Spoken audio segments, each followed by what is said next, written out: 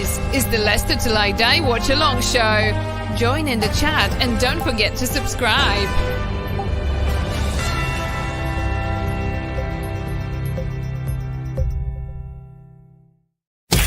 You are watching and listening to Chris and Leicester Till I Die TV on YouTube and your favorite podcasts. Are you ready? I'm saying, are you ready?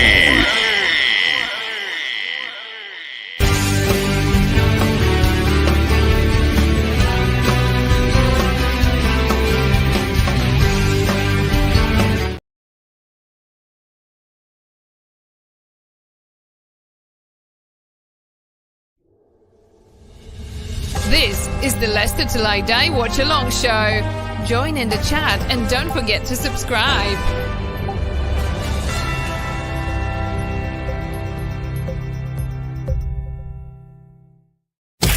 You are watching and listening to Chris and Leicester Till I Die TV on YouTube and your favorite podcasts. Are you ready? I'm saying, are you ready?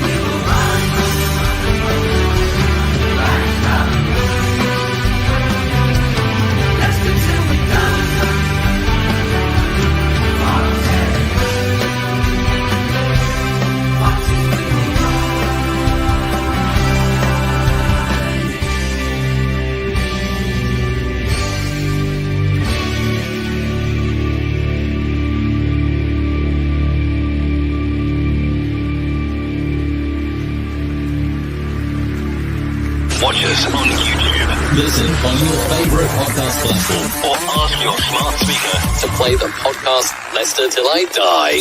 Right, Chris. If things are going to go wrong, let them go wrong at the start of the show. That's what I say. Good morning. That feels strange saying that. Good evening, good day, good afternoon, good night, goodbye, hello, depending where you are in the world. Yeah, it's all going really well this morning, right from start off. It's the early kickoff. How many times have we been to the toilet today? I'll be honest with you, I'm worried. I've said that a few times before. I was worried against Leeds. I was worried against Southampton. Maybe it's me. Maybe I'm just the kiss of death.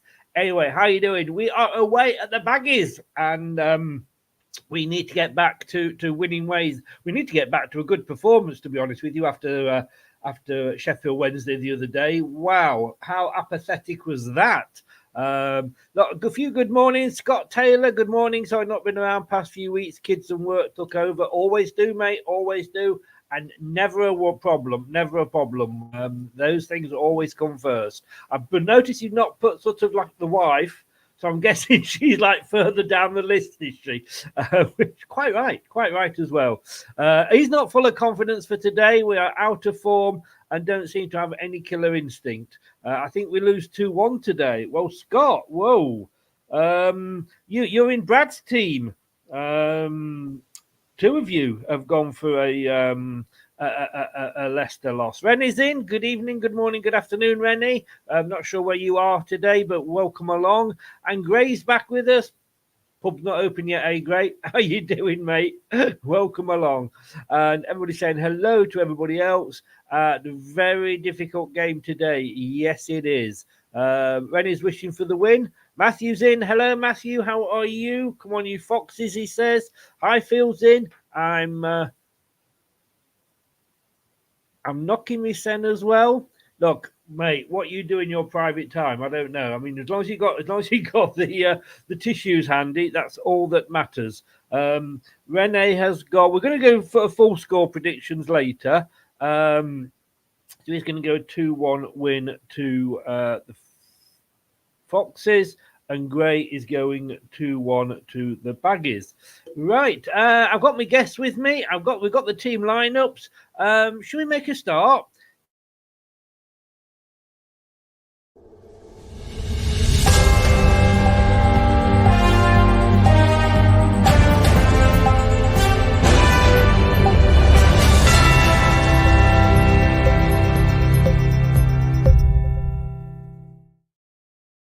We are going to be joined by Kate later, but in the meantime, I've got the two ugly ones. Luke from Down Under. Hello, Luke. How are you doing? Good, thank you, mate. How are you? I am very good. Going for your normal 4-0 this week? I'm thinking not.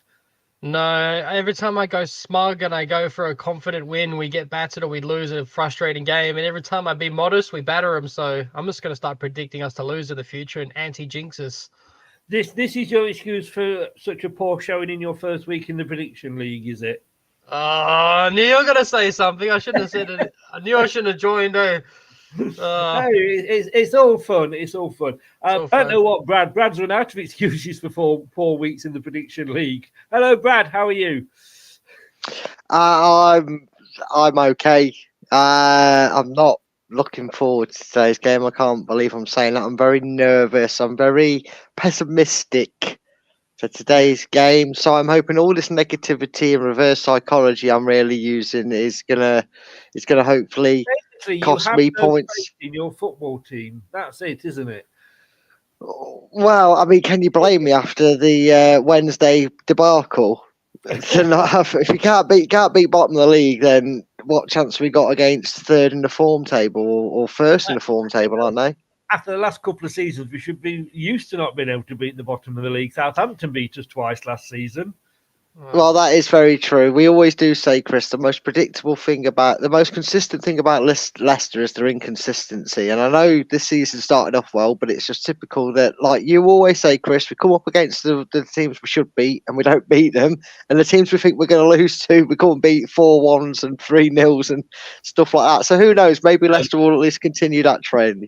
My first ever match for Leicester City was a friendly, pre-season friendly. We were playing Red Star Belgrade, who had just beaten Nottingham Forest, I believe, who were European champions at the time.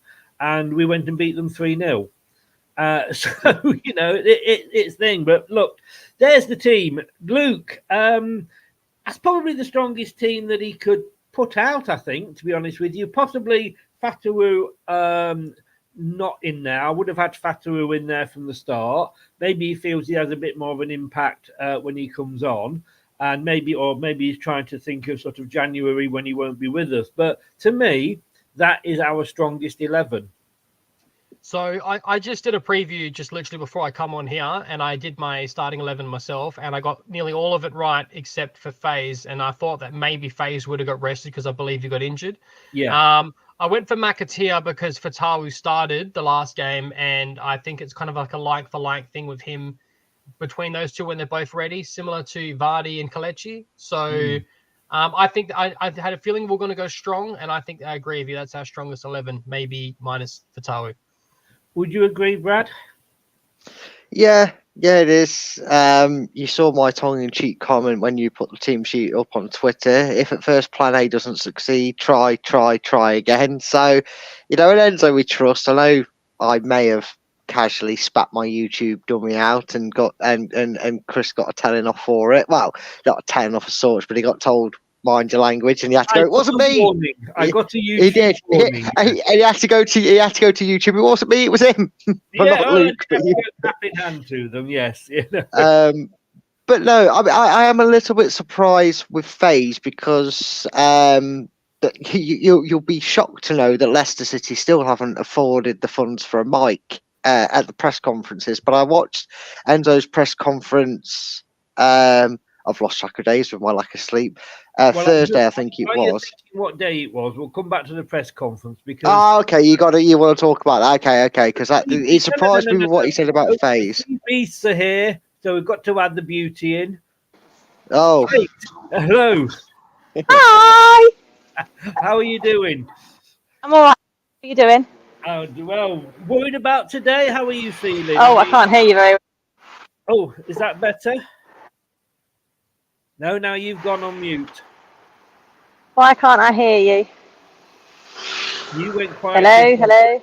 Hello. Hello. Oh, I can hear you now. I can hear you now. Hello. Press the right buttons, Kate. Women in technology. Did I say that out loud? Hopefully you didn't hear that one. Oh, 1 minute she's saying. Oh, she's gone. She's gone. Press conference, Brad. Well, being as I've got a minute, I'll try and do this in 59 seconds just to be the ultimate achievement. Yeah, it was a bit strange to see FaZe starting because in his press conference, he got asked about FaZe because obviously he came off at half time because he was carrying injury. And he was asked how he'd been. And he said we looked at him and he couldn't do anything.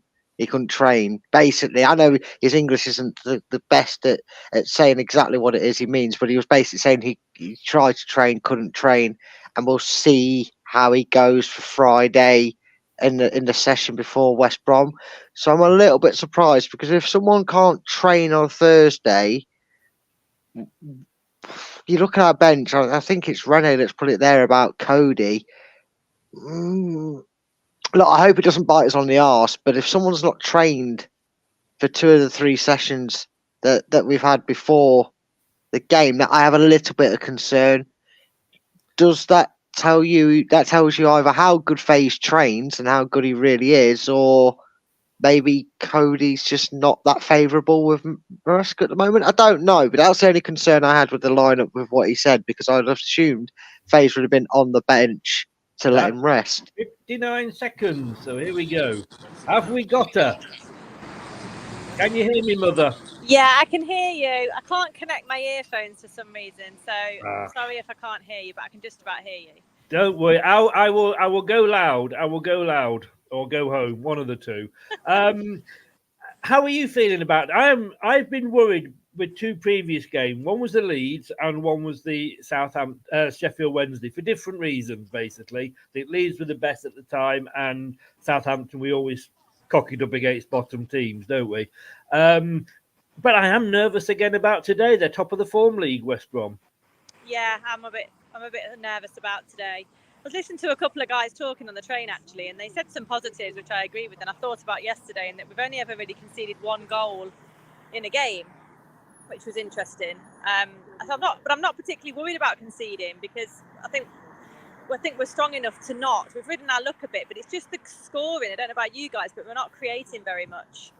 We're not scoring with the freedom that we were earlier. I think we've scored something like 4 goals in the last 6 games. It's not good. And our strikers, Iheanacho, Vardy, well, those are the only 2 really, aren't they? Iheanacho, Vardy haven't really been scoring, a lot anyway. It's been coming from everywhere, but that's kind of dried up. What I said to on the preview the other night, I'm hoping that sort of every team has its sort of dip, and maybe this is our dip. Yeah, absolutely. At the end of the day, we've only dropped 11 points out of 54. And after over 46 games, and the start that we had, the only way was going to be down. You can't get better than what the start that we had over the 12 or 13 games. So, but it's just the manner in which you do it, isn't it? It's all right having a bump in the road, but you've got to bounce back. You've got to regroup, and if needs be, you've got to try something different. So that's what I'd like to see a bit today. I think we're just not quick enough on the ball. We're not. When we play quick ball, 1-touch stuff, we look really good, and we've got the quality to do that. So it's just the creating. We need to create more. We need to stop playing it so safe in the first half an hour. We start games really cautious, really safe. Against Sheffield Wednesday, we shouldn't be starting like that. West Brom are a bit different. I'd like to think we'll approach it differently. Not that I ever think we'd purposely be complacent, but there clearly is a little bit of that in there, a little bit.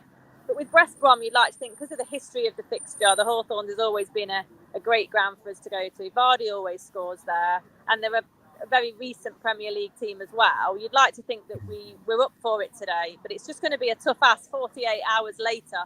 It's a bit of a crappy time to kick off at lunchtime after a Wednesday night, but it is. But I suppose the old adage, when you fall off your bike, get straight back on again. Yeah, absolutely. But we didn't lose on Wednesday. I mean, it felt like a loss in some ways, but we didn't lose. Yeah. And we're still top. you know, I'd have snapped your hand off for that at the beginning of the year. So, but I just want to see that appetite back. I think we've just gone off track a little bit, and there's not that sense of urgency to score, or there's an ultimate feeling of, oh, we'll eventually score, so it's all right, we can kick back, and that doesn't necessarily happen. We're not creating enough. No. So, I think there was a bit of that against Sheffield Wednesday, and the fact that we scored more goals in the last 20 minutes than any other team in the division. Leicester just being patient, let's wait, and it just didn't come, did it? But I don't know, have you heard the team news? Yeah, I've seen the team. Yeah. Brad was saying about FaZe. He was surprised with what Enzo was saying in his press conference, that he's actually started. But he needed to do something, because the defence that started against Sheffield Wednesday was absolutely awful. Yeah, absolutely. It looked unrehearsed, didn't it? I mean, having Vestergaard and Cody in the week, I think it just looked confused, to be honest. And I think you said, didn't you, 22 seconds in, we nearly conceded, and it just looked all at sea. So that's our two stalwarts at the back. They've been the two stalwarts, so I'm happy with that, really. Yeah. McAteer's not playing. Is McAteer playing? Yeah, McAteer's playing. I think that's going to be key for us. We've missed him. He's scored 5 goals. He's the highest scoring winger, and I think we need him to come back to form quite quickly, because he has definitely chipped in a lot with the goal tally, and he just runs at people, doesn't he? He's exactly what we want to see. So you're not going to get very far if you don't run at people. That's the thing, isn't it? Yeah, absolutely. Do you think we're going to see Cannon come on today? I hope so. I mean, our strikers haven't exactly set their stall out to say that they're shoo-ins for a start. So I'd like to think that Cannon, Enzo said he's ready to go, he's fully fit. So I'd like to think he'd get given something. But I think the change will come at 60 minutes as usual with Vardy, just because A, it's Vardy, and B, it's the Hawthorns. But you never know, if we might need 2 goals or something, and he might fancy putting 2 up top. Sorry, I thought for a minute you said there that we might go 2 up top. Silly me. Do I let you go and obviously be safe at the ground and everything? I'm going to take your score prediction. I'm going to go 1-1 today. 1-1. Well, I went 2-2, so I'm there with you. There's only the 2 of us gone for a draw, but great minds. What have Brad and Luke gone for? Well, I can tell you what Luke's gone for. Luke has gone for a 2-0 Leicester win. I'll take it. But then he did only get 7 points in the prediction league midweek. Brad has disappeared for a reason. I don't think he wanted me to tell you this, but Brad has gone 2-0 to West Brom. Oh, okay. Yes. I hope he's as strong as he was on Wednesday, about 5-0. Exactly. He's not exactly good at predictions, Brad. But there we go. Kate, cool. Have a safe game. Don't do anything that will get you arrested.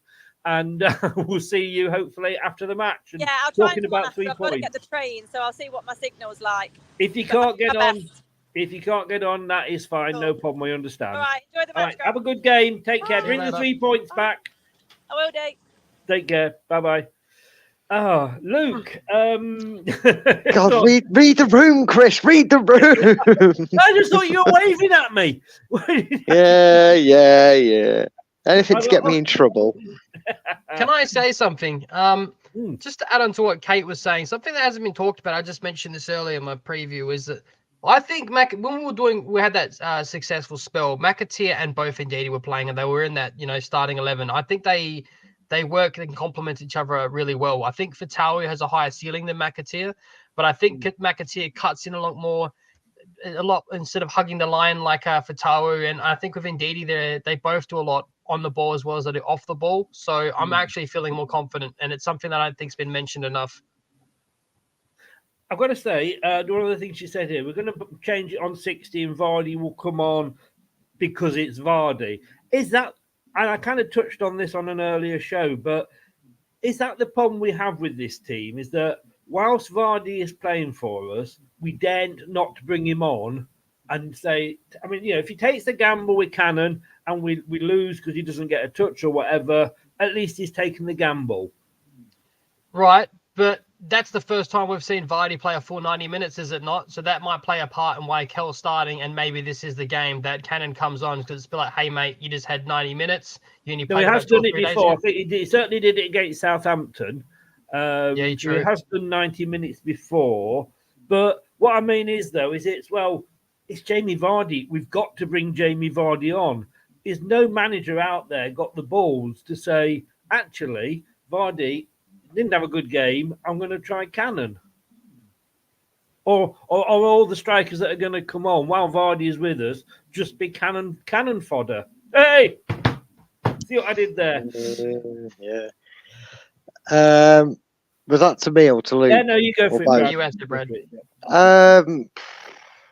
We've said this before. Vardy is that double-edged sword. You kind of live by it and die by it. And you say, does any manager out there have the balls to drop it? I don't like to say too much here about a certain manager. I know what it helped us achieve in his time, but his last 18 months is very sour, very bell-end-ishy of him. But a certain manager did drop him, Chris. And look what it did. I think the one good thing, the good and bad thing about Vardy is he's very passionate. But as you've seen before, and I think it happened a little bit under Puel, and it seemed to happen near the end of Ranieri's time. Now, I'm not trying to lay blame here, but I'm just noting a familiar pattern. If you drop Vardy and piss Vardy off, your job doesn't last much longer, it seems. He holds and commands a lot of respect in that dressing room. I'm not saying Vardy's doing anything wrong. I'm not saying that the result, it's a results business, and Puel had dog results. That was a big say. Same for Ranieri when he got sacked, because we were going to get relegated back then if he'd have kept in charge the way we were going. And again, no different to it's not without merit, is what I'm saying. Basically, yeah, I get what you're saying, but Luke, I mean, we write Vardy off at our peril, because we've done that a lot this season, and he's come on and scored a couple in the next game.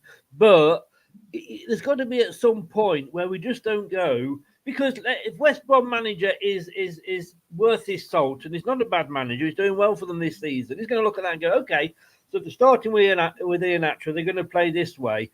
They're going to bring Vardy on 60 minutes. They're going to play this way.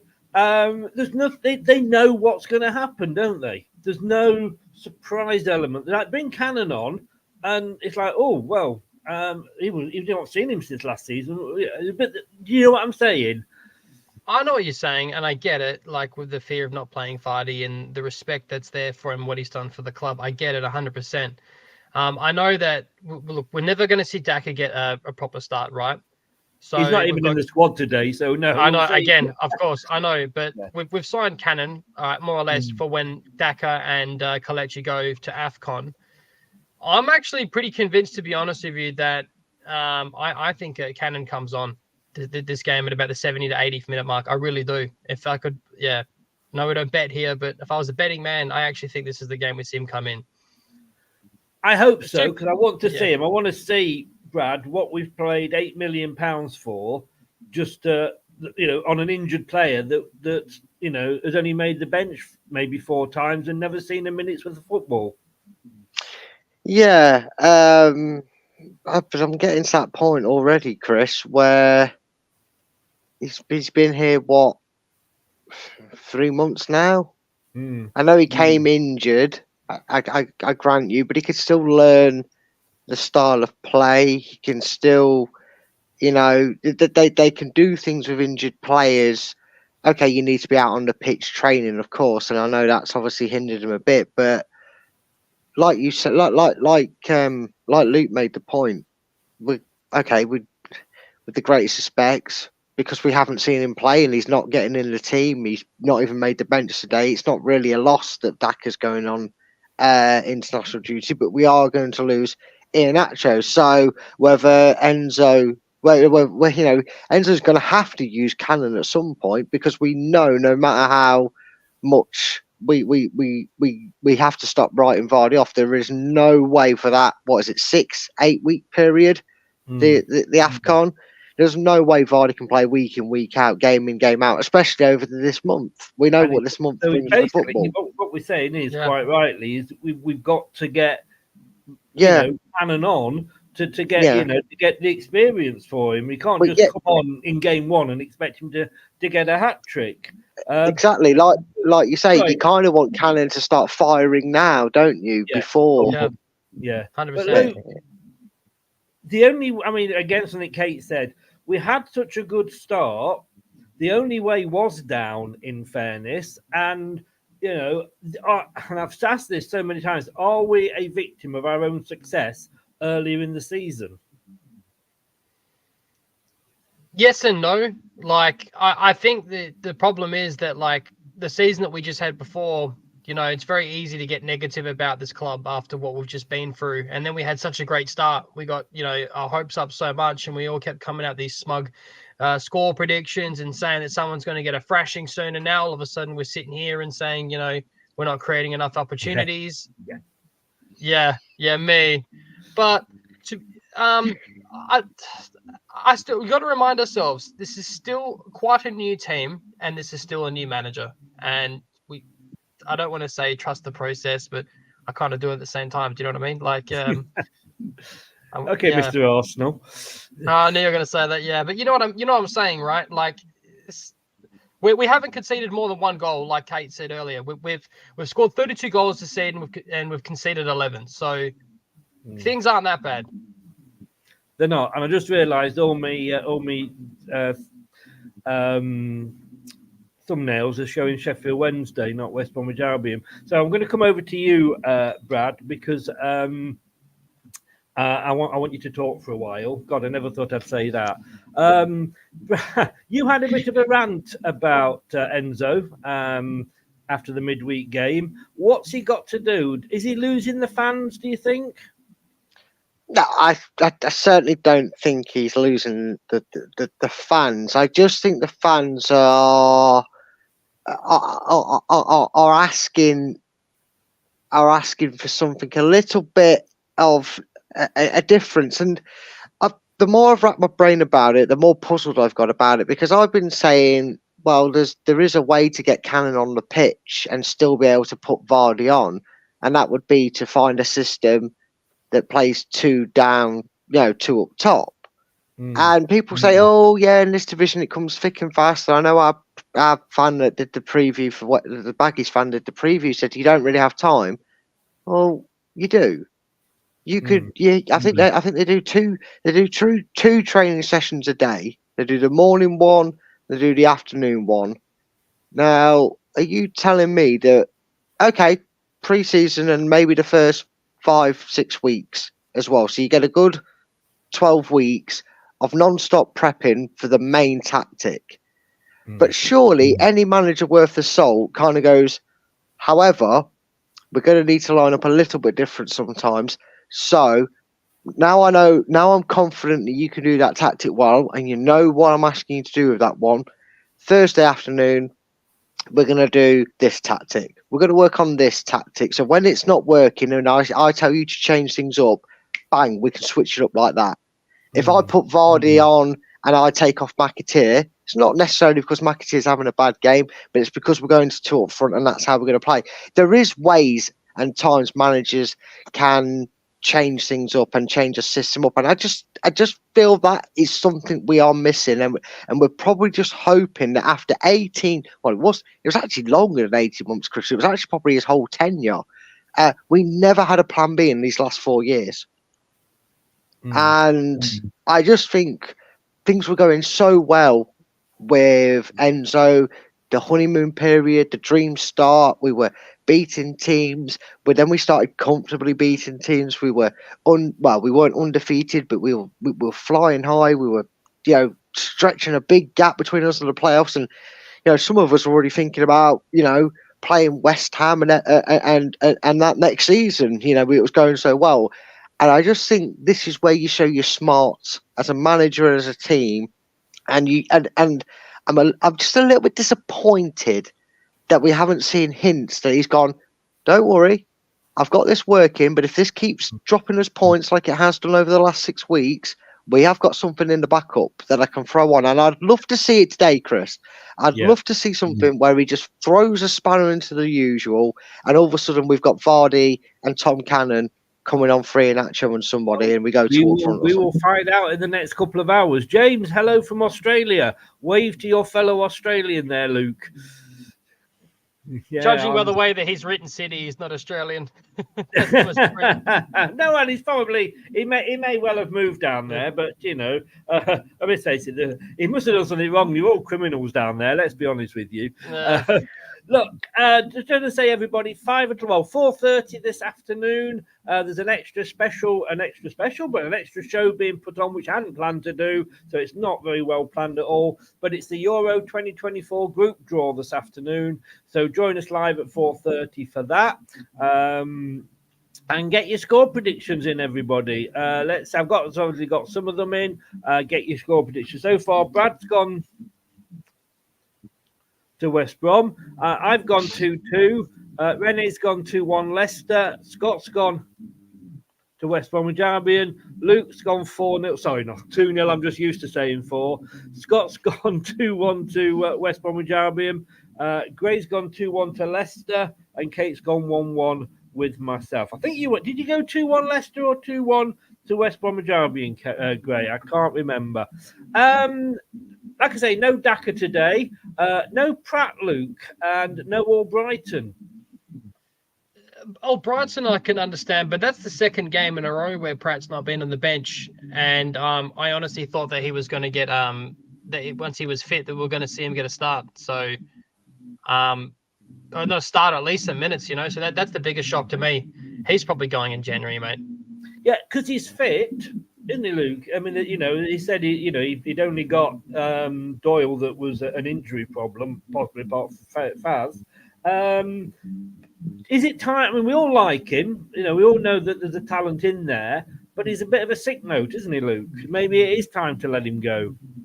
It was a sick note, and then Rogers didn't rate him. And then when we did see him play for the few appearances early this season, he was in that Ndidi role. So I would much rather see him there if Ndidi's not available than Cassidy.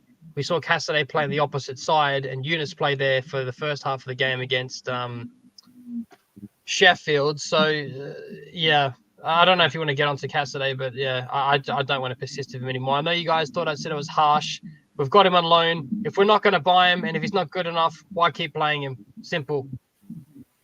Brad, what are your thoughts on Pratt? I've always had a soft spot for him. I think he was very unjustly done over being shipped out on loan by Brendan. I get that he's a little bit injury prone. He did seem to always pick up niggles. I think us as fans really just took to him. He seemed very down to earth. He seemed very honest and hard working when he's been given the chance. I think like others. I think like a few players in the squad, he's definitely one that needs a run in the team to get going and get his confidence going. So I am a little bit surprised to have not seen him. Is he not even on the bench then, Chris? No. I didn't see him. No. So that's the more surprising thing. Because if you told me he's on the bench, I'd have said, okay, I can see him coming on. Look, I'm not saying cancel Cassidy's loan because he's a young lad. We don't want to ruin his confidence. It'll do us no favours down the line if Chelsea and their 400 loanees, that they're youngsters that they might want to loan us next season, they won't want to negotiate too well with us if we kind of ruin his confidence. But I do agree to a certain extent that for me, in my eyes, Pratt would be ahead of Cassidy in the pecking order right now in terms of who I think should be first one on the pitch as a substitute, not a starter, obviously. For me, I just think he is very, very injury prone, and I think we just got to cut our losses now and do that. I mean, he got injured at the start of the season. We weren't even playing. James Cairns, I was in Cairns about 4 years ago. Absolutely love it. I'm going to the depths of depravity with Perth next year. Sorry, did I say that out loud?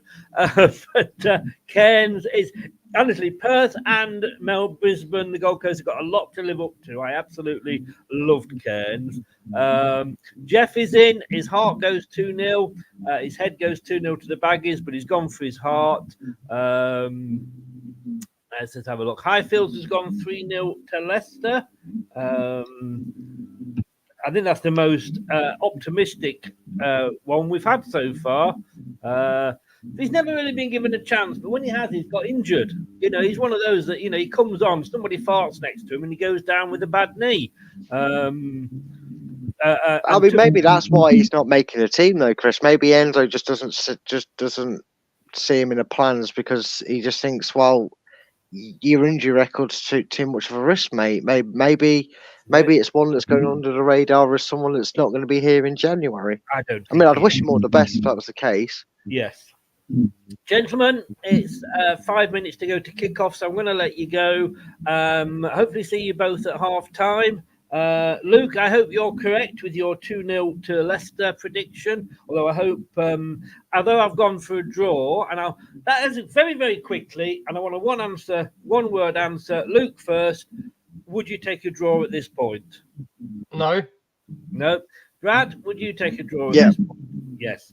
I must admit, I'm with Brad on that one. I would take a draw. That's why I predicted one. But I do hope that we're all wrong, Luke, and for once you get it spot on, which you haven't done all season. So I know I'm peeing in the wind a little bit. Wow, bro. You're going to be sleeping outside when you come to Perth.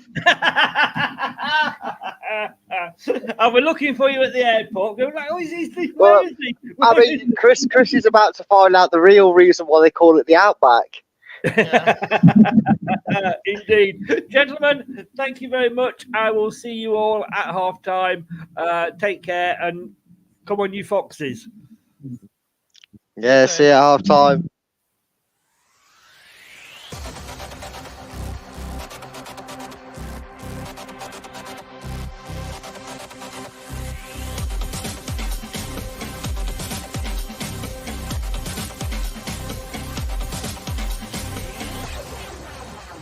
This is the Leicester Till I Die Watchalong show. Join in the chat and don't forget to subscribe. Indeed. I haven't got a...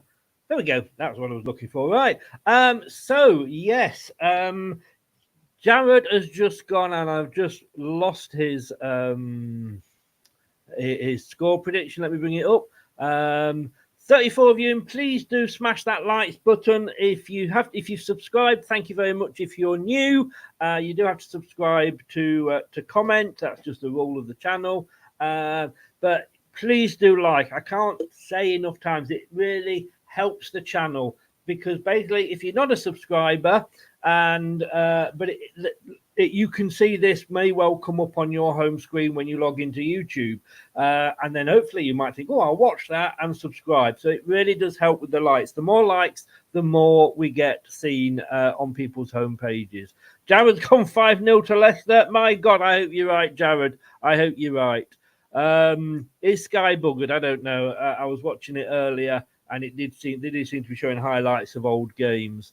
CB, hello, you're welcome. How are you? 2-1 to the Baggies. Are you a Baggies fan? If so, you're very, very welcome. And I've got to be honest with you, like I say, I am scared. Scott says here, I would take a draw, but honestly, for a fear of a lesson being taught to us. It's football. We have no idea, do we? We've no idea. Yeah, like Gray says, it does say going along the bottom, no spoilers whatsoever. Gray will and Scott will, they both got permission. Any spoilers and you'll be timed out. Michael Shaw says, come on, you foxes. You're a Leeds fan. Say no more. Say no more. I tell you what, mate, you deserve the win over us. I'll give you that. And I think if you'd had a better start to the season, it would be maybe us and you or Ipswich and you up there. I don't know.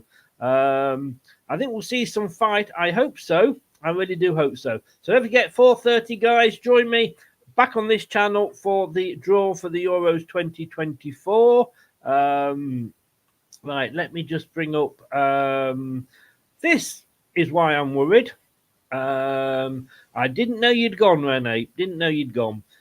This is what I am worried about. As you can see there, currently number 1 in the form table, West Bromwich Albion are playing Leicester City, who are actually sat 1 in the league table. They lost to Southampton, which was a big surprise. I'm going to be honest with you. Didn't expect West Brom to lose that. But apart from that, they beat QPR, they beat Coventry, they beat Hull, they beat Ipswich, which, again, fair play to West Brom. Didn't expect that. And Cardiff are playing West Brom. West Brom beat Cardiff is what I'm trying to say. Leicester, we beat Sunderland, we beat QPR, neither of them convincingly. Leeds beat us, and deservedly so. Middlesbrough had a fantastic goal, let's be honest with you, an absolutely fantastic goal. That's probably a draw would have been a fair bet, but we didn't deserve to win it. We beat Watford 2-0. Okay, that was a bit lucky with the penalty. Not lucky with the penalty, but I think the penalty made the score look better than it actually is. And then, of course, we got that horrendous draw with an absolutely shocking performance against Sheffield Wednesday. Our last 6 away games, 1-1, 1-1, lost and drawn. Last 6 home games for West Brom, they haven't lost at home. Drawn, 1-1. Anybody else worried? Stuart's in. Hello, how are you? Living in Leicester. Oh, mate, you're risking it. This is the proper table, and it does still show that we are top. But it's tight. I mean, it's funny, isn't it? Like, when we like the Premier League, or we look at the Premier League, we say, we don't want Manchester City to win it again. It's always the same team, blah, blah, blah. Let's hope we can get something a bit more exciting and people are going to be together. And then it's us. Well, we want to be ahead. Right, ladies and gentlefolk, the teams are on the pitch. Remember, no spoilers whatsoever, because that will be out. You stick to my time, and that way we don't upset anybody. So let me just go and get ready, and we'll be back for the live match straight after this, if I can work out which one I am playing. The Premier League? That's so last season. It's all about the Championship here on LTIDtv. Now that's what I call football. You hit the right spot. Hello, Matt Elliott here. Hi, Alan Smith here. Hey guys, Ian Hume here. Hi everybody, Jerry Taggart here. Be sure to watch Chris and Leicester Till I Die TV for all the latest Leicester City news and information. You can also subscribe on YouTube and various social media channels for the latest updates and news on Leicester City Football Club. Come on, you foxes! The TalkSport Fan Network is the ultimate on-demand destination for the UK's best fan-led football podcasts, including Leicester Till I Die, independent analysis and reaction for the Foxes faithful. The TalkSport Fan Network. Unbeatable club-dedicated content created by the fans, for the fans. Follow the podcast on the TalkSport Fan Network. Okay, here we go.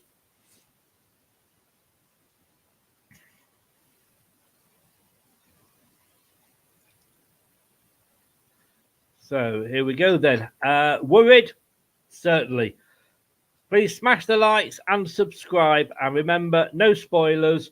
Probably kicked off in a lot of places. Yeah, I haven't kicked off yet, but you do stick to my time. Otherwise, you basically, like I say, you're timed out. So here we go. Anytime now. Is Sky still down? Oh no, Gray's just said it's back. So it's a full stadium. It's a full stadium.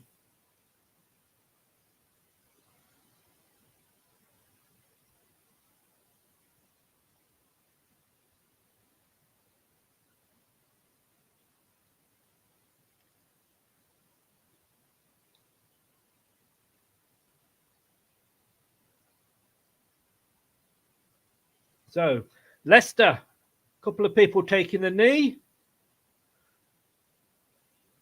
All of them do eventually. West Bromwich Albion are in their blue and white normals top with their white shorts and white socks, and they're kicking from left to right, and we've kicked off.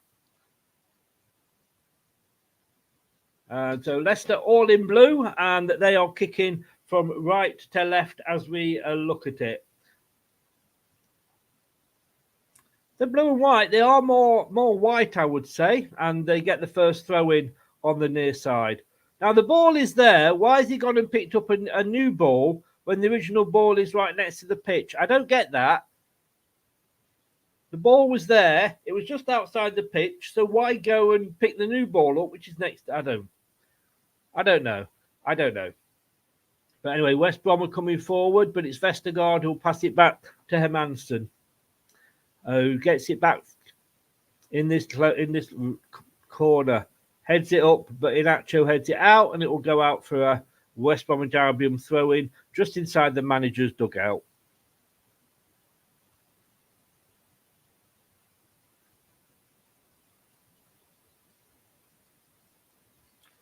So West Brom have it. Long ball forward, but it's headed clear by Vestergaard, who gets it from Justin and then passes it back to Hermansson. Of course he does. Why wouldn't he? It's the early kickoff. I'm sure other teams are going to be watching this with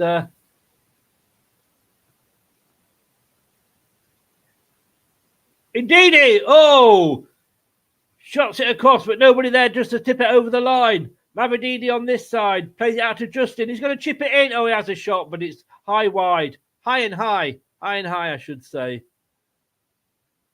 Really turf weight. Well, so that was a chance there from the far side. Lovely ball cross played into Inacho, but nothing. Nobody was there. He holds his arms out and says, "What? Where was everybody?" Then Mavididi plays it back to Justin, and Justin, don't know what he was trying to do there, if I'm honest with you.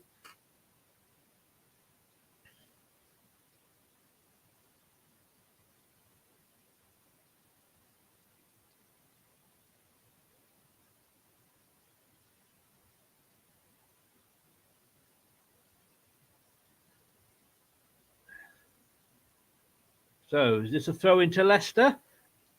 Just inside the West Bromwich Albion half.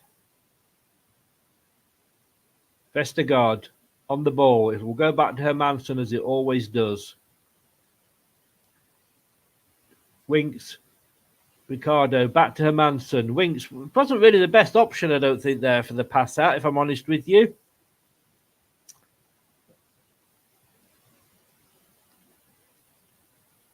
Ooh. Oh, this is absolutely. Why are we passing it to players that are being marked? I do not understand that.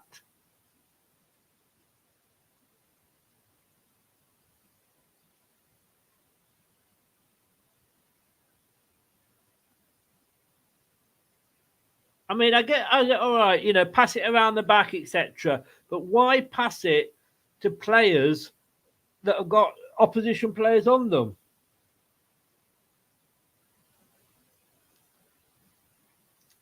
Now, fastest forward. Dewsbury Hall on the ball. Plays it out to Justin on the near side. Justin plays it forward, gets it back again. Now plays it back into Vestergaard. Vestergaard to Ricardo. Vestergaard, Winks, Vestergaard. Long ball up now from Vestergaard.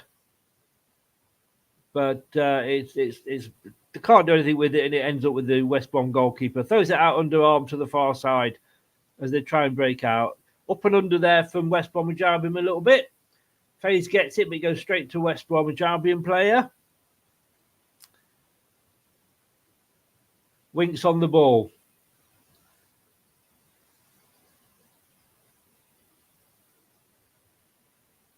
Vestergaard in the centre circle. Winks out to Faz.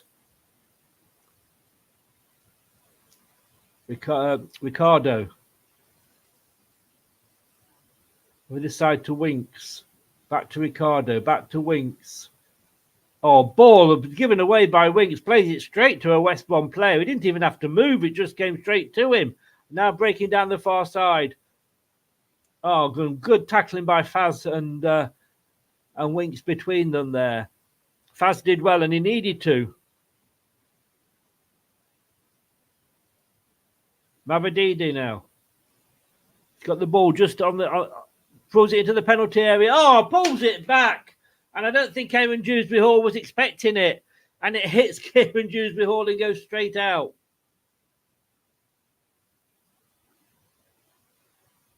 Because this is a club in West Bromwich Albion that are up for sale. But it doesn't look like their off-field activities are affecting them too much on the field. We do, Gray. I mean, I just pass it around the back, but find players that aren't being marked. Because if you're passing it to him, the more you're doing is he's going to pass it straight back to you. Why? So, West Brom have it now, just outside their own box. Now they play it back to their goalkeeper. 5 minutes gone. It's coming up to 6 minutes. West Brom now. They're trying to play it out from the back. This is risky. Kieran Dewsbury Hall tries to close them down, but they get it out to the halfway line now.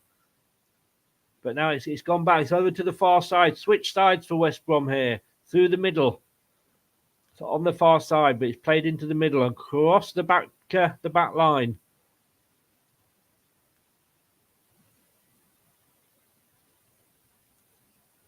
Oh, a long ball through to the West Brom winger. Can he keep it in?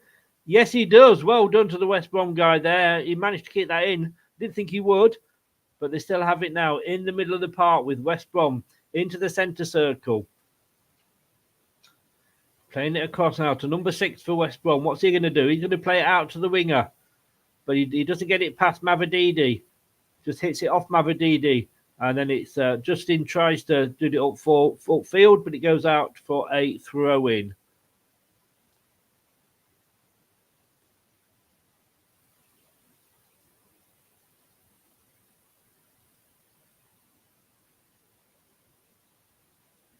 Justin to take the throw-in here. Halfway inside our own half. On the near side. But it only goes as far as the West Brom player. But Dewsbury Hall, he took it well, but he couldn't control it. His first touch was heavy. Nobody's really taking control of the ball at the moment. It's pinging off players left, right and centre.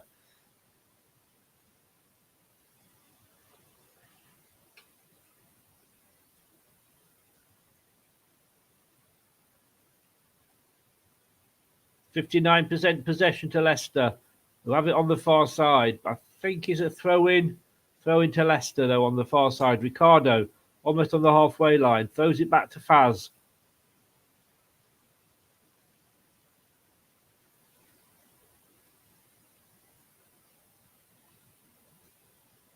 So, Justin now on the near side.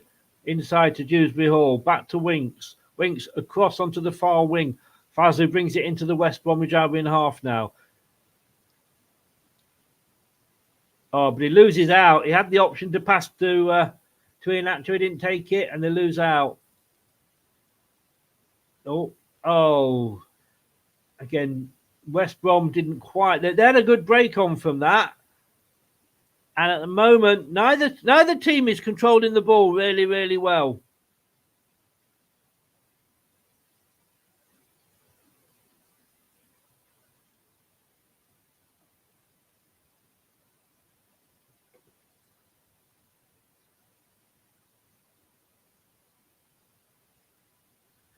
Oh, a long ball forward here.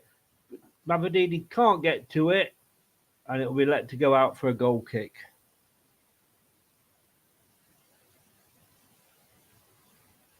So we've got 41 watching. We've got 16 likes. Smash those likes, please, people.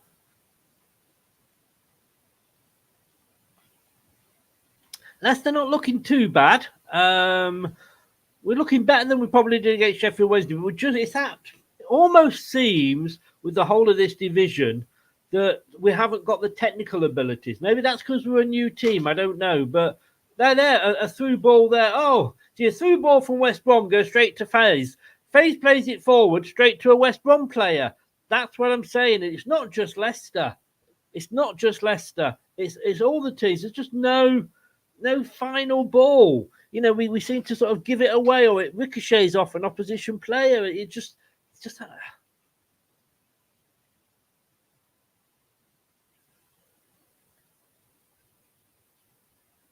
I'm not saying that Faz is having a bad game, and it's not just him, but that was just the example then. Oh! Dewsbury Hall, can he do it? Oh, he scored, but it's an offside. I thought it would be. I thought it would be.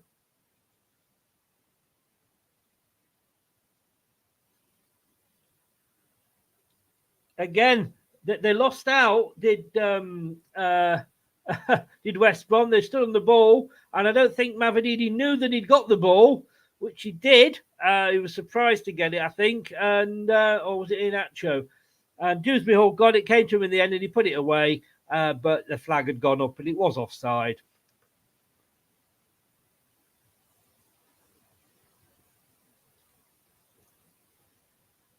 It was Inacho that was offside, unfortunately. Now Vestergaard saves the ball as it comes in. Faz is being marked. Can he get it back to anybody? Winks. We're putting ourselves under pressure, Leicester. Excuse me.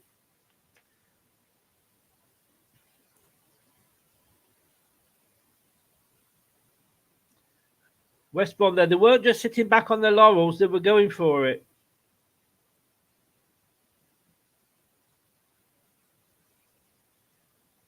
Leicester now. Ndidi to Inacho, turns on the ball. Oh! McAteer throws it in, but it's off West Brom players. That again was West Brom being sloppy at the back. They lost the ball. Mavididi will play it out to Justin on this near side. West Brom back in numbers now, but it's still Leicester attacking. But it goes back into the centre circle and back to Vestergaard. Winks now on the ball. Down to Justin on this near side. Back to Mavididi. He turns, plays it back to Winks. Winks plays 1-2 with Ricardo. Justin. Mavididi. Plays it back to Winks. But that's a couple of times West Brom have been caught napping on the ball.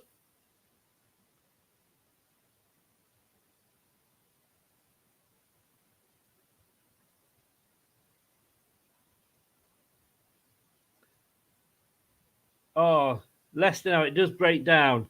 And West Brom have the ball. But Leicester are closing down quickly. Fatawu now, McAteer plays it inside. Oh, it just goes behind Kells. And West Brom have the break now, but there's 1 against 3. There's nobody coming in, and now they're slowly coming up for West Brom, backing him up. West Brom have it. But Leicester now got players back.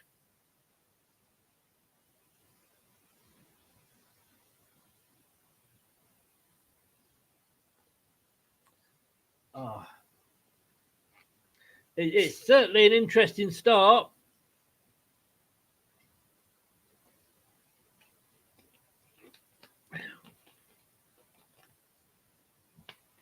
So, Phillips to West Brom. Plays it back on the far side to the defender. Be interesting to see who makes the first mistake. That will be interesting. The West Brom on the near side.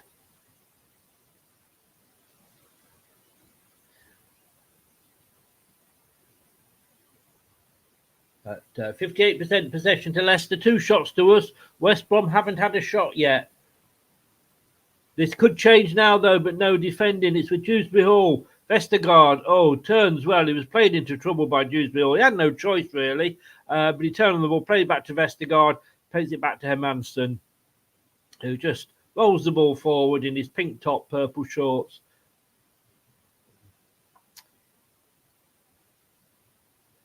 Oh, now Leicester again play themselves into trouble. Indeed, he was lucky to get away with that then. Faz to Winks. That was risky from Leicester. Yeah, indeed, it is a better start, Jeff. You've got to take advantage, though. We've got to, while we're on top, which I think we just about are at the moment, while we're on top, we've got to take advantage.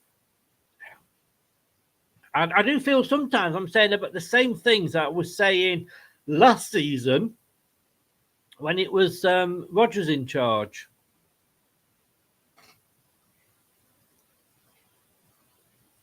So Justin plays it to KDH on the near side. He plays it back to Justin. Justin will play it across to McAteer. McAteer on the centre circle. A long ball forward this time. Oh no, but it's overkill and Dewsbury Hall's head. And it's seen out of play. Dewsbury Hall made an effort to try and get it. He was there, Gray. You're quite right. Sun's out. The sun's out. West Bromwich Albion goalkeeper looks to be playing into the sun, but he hasn't got a cap on. Can we take advantage of that? It's a short goal kick from the defender to the goalkeeper. What's he doing?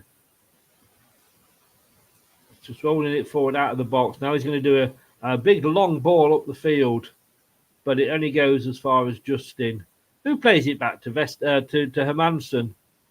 Hermansen.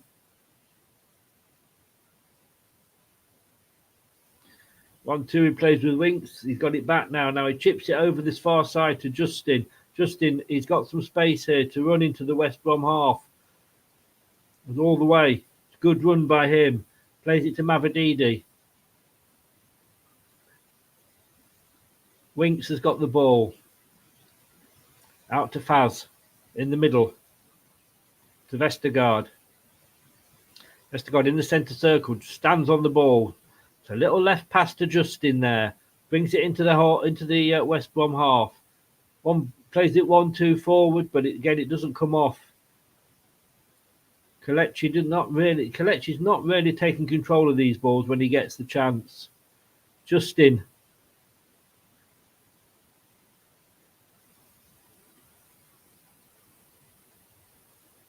I had snow on Thursday, LCFC.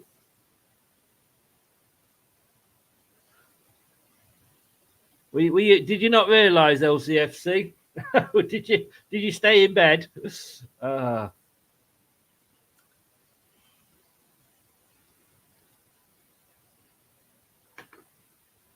mean, we did wonder how we would sort of come back after that performance on Wednesday.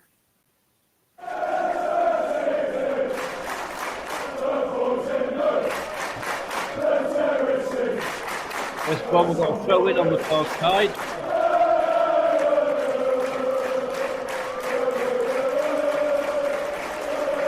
So West Brom got it in the middle.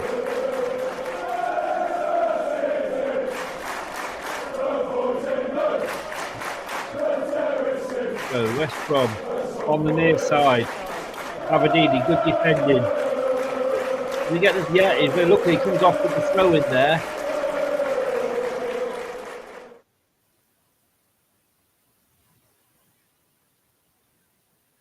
Yeah, they're saying it's been cold. There's a few people out there with one or two with gloves on, I think. Certainly got the undershirts on, or whatever you call them. Oh, again, they are crowding us out, West Brom.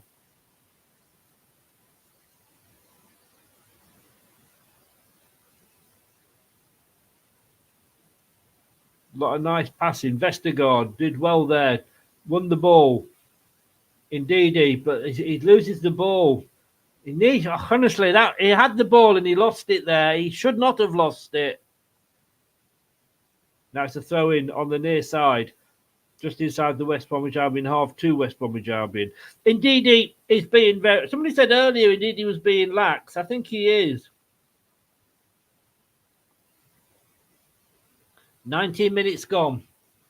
It's coming up to 20 minutes. 0-0. No real good chances for either side.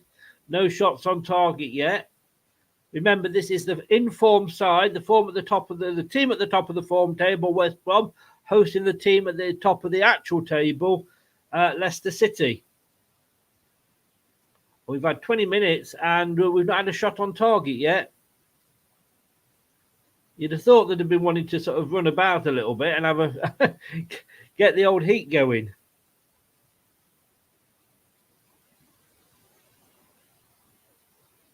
Now, coming forward, West Bromwich Albion.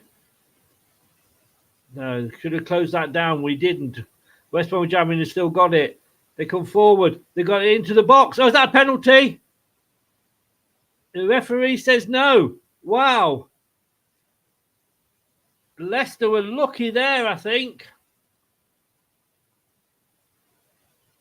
McAteer now breaking. They're taking advantage of West Brom's.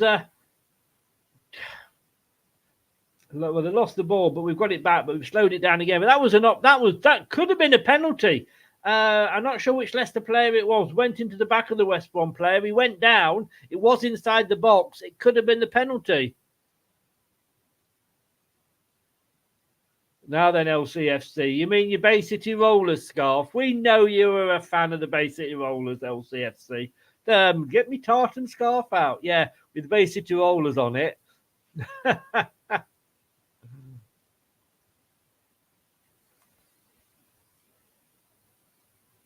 They're just saying he went down too easily, and I think that's probably why he didn't get the penalty. So Hermansen to Vestergaard. Arms to Justin on the near side. He plays it long forward. Inacho's got it now on this near side. He plays it in! Oh! And it's the first corner of the game, I think. So Kelechi had it on the inside, played a lovely ball in. I think it was Mavadini, not sure who was running down the middle. Unfortunately, a West Bromwich Albion defender got to it first, and it's out for a corner. Kieran Dewsbury Hall just ambles over. I mean, come on, mate. You know, the way that Kieran Dewsbury Hall then was ambling over to the corner flag, you'd think we were 4-0 up. Unless he was just waiting for his opposition, his teammates to come forward. I'll give you the benefit of the doubt there. Rainbow flags on the corner sticks. Dewsbury Hall left-footed into the box. Not a brilliant corner at all. Gets no height on it. But they can't get it away, West Brom. Now they have. It's only as far as Ricardo, who plays it back across to Winks. But maybe he was walking slow because to give his, the opposition players a chance, his teammates, the chance to get into the penalty area.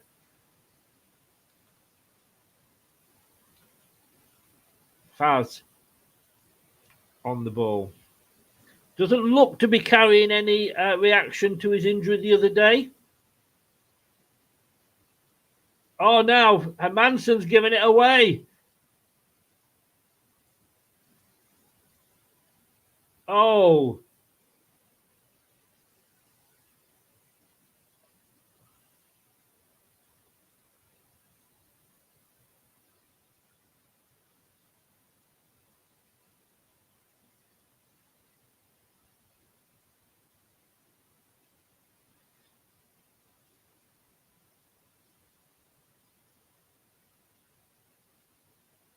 That was very, very lucky. Very lucky for Leicester. Dan, good evening, Dan, from Turf Moorhouse. Burnley, who were in our position this time last season. Well, certainly last season, of course, they walked the league in the end. Struggling this season in the Premier League. Who have you got, Dan? I know you're saying you were kicking off at 3. Who have you got? West Brom with the corner now. Near side. Going to come right-footed in. Got a couple of great big players, West Brom. Oh, what a save! What a save by Hermansen! I thought it was a save, or was it?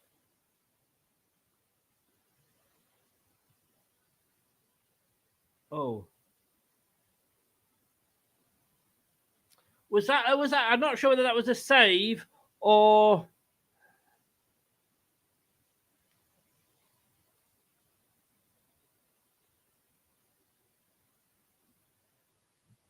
No, it was the upright. I thought it was a save, but it was the upright. A 6-pointer, Dan. A 6-pointer. A draw will be the worst thing. Draw won't be the worst thing. A loss will be the worst thing for you. Surely you're going to have to start winning soon, mate. Russ, hello, mate. How are you doing? If I'm right in saying, Ryan, you're a Leeds fan. So Probably a draw would be good for you. Oh. Mavadidi there. Was they just showing the penalty?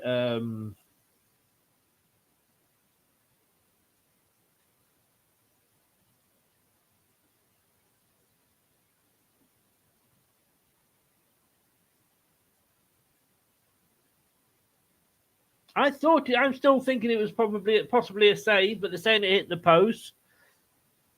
Burnley, Sheffield United. Wow, a real 6-pointer. Anyway, it ends up back with Hermansen. Hopefully he'll play the right decision, make the right decision and play it out. Yeah, it goes back to Justin, who kicks it all the way over to Faz on the far side.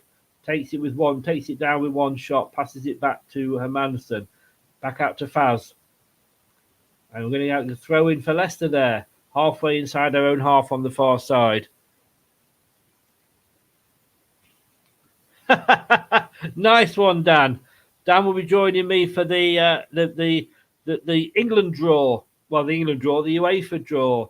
4:30 will be going live. Dan will be coming in as soon as his match has finished against Sheffield United. Hopefully we'll see a happy Dan because he'll be celebrating 3 points. But Dan will be joining us for that. Look forward to it, Dan. Oh, Ipswich, Ryan. Sorry, mate. Sorry. I am well, Russ. I hope you are well as well. No, they're actually saying it was a Hermansen save. Apparently it was a Hermansen save.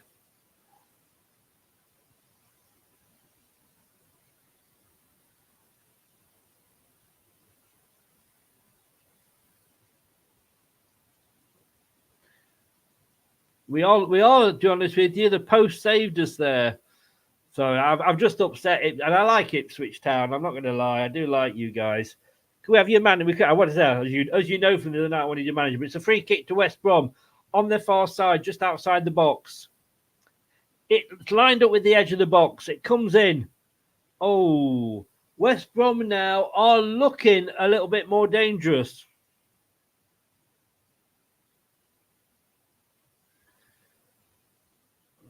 I know what you're saying, Ray, but it's Marquez's football that's got us to top in the league.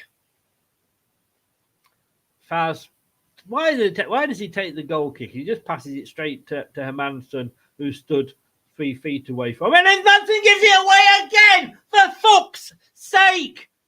For fuck's sake, Hermansen!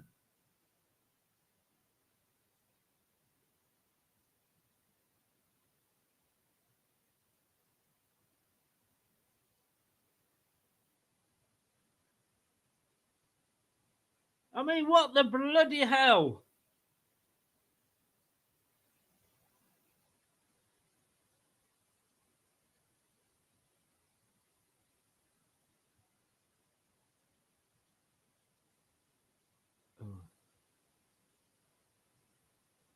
Don't know how that goes. Oh, that's a West Brom throw. Hang on, what's going on? Nobody seems to know.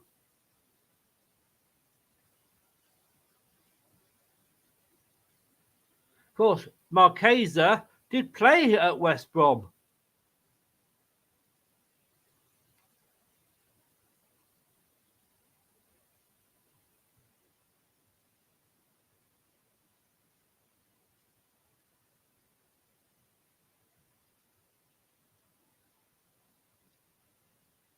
Marquez, apparently just saying there, Marqueza, West Brom are cutting across. It's a bad effort from the number 10 Phillips for West Brom. They're saying that he came to the UK. When he came to West Brom, who were in the Championship. He didn't speak any English, but he wanted to learn, develop, and try something different. So fair play to him. Fair play. And Manson needs to get these passes out of the back. Totally awful, Gray. Totally awful. Ward-esque, if you like.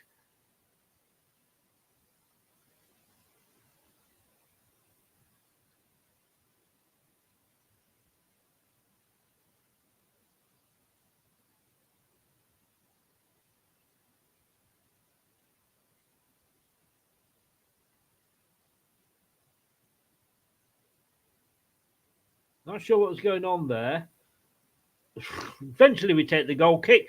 Referee confusion. Faz comes forward. Leicester passing it about on the far side. But Ricardo loses it again. Oh, we managed to get it back, though. Well done to McAteer there. Came back and got the ball back. Ndidi, not playing well at all.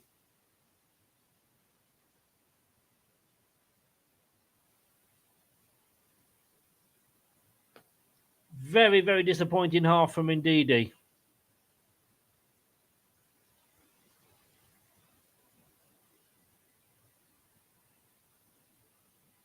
So Justin Hall's got Justin Hall.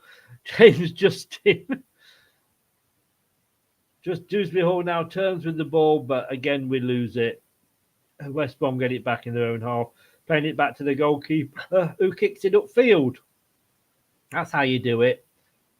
Free kick to Leicester. West Brom player backing into him. 64 watching at the moment. 26 likes, 61 people watching. Please smash that likes, guys. Support the channel. It's free. Doesn't cost a penny to like. If you want to spend money, you can become a subscriber for just $1.99 a month. Hermansen kicking the ball out there.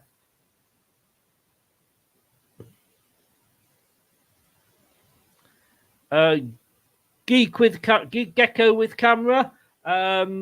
Yeah, he's jumped up to number 2. He's jumped over Ward and he's jumped over Everson. I have no problems. If Hermansen was injured, I wouldn't have a problem about Stolchak coming in. Throwing to Leicester, midway into the West Bromwich Albion half on the near side. Justin takes it all the way back to Vestergaard. He'll pass it back to Hermansen. Who knew? Who knew? Hermansen, what? No, he plays it long up and forward. But it goes to a West Brom player. And they kick it forward. But it's back to Leicester. Winks now. Justin. On the near side. Mavididi back to Justin. Justin to Vestergaard.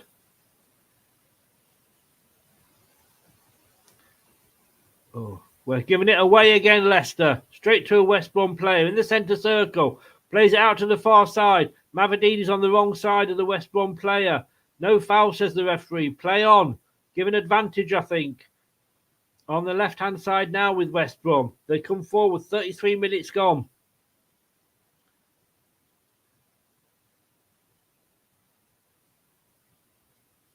But now it's back into the West Brom half. They just said then, not seeing Iheanacho much. Not at all. As a throw into Leicester, just inside our own half on the near side. Quickly taken by Justin to Kieran Dewsbury Hall, who plays it back to Vestergaard. Winks now. Demands the ball and gets it on the halfway line. Plays it back to Vestergaard. Vestergaard surely will play it out to Faz. No, he thought about it. Plays it back to Winks on the halfway line. Winks now. What's he going to do with it? Plays it across all the way to Faz. On the far side, just inside the Leicester half. He plays it forward. Ricardo manages to keep hold of the ball. Plays it forward down now. Ricardo keeps it in play. McAteer runs for him, but he plays it back to Faz.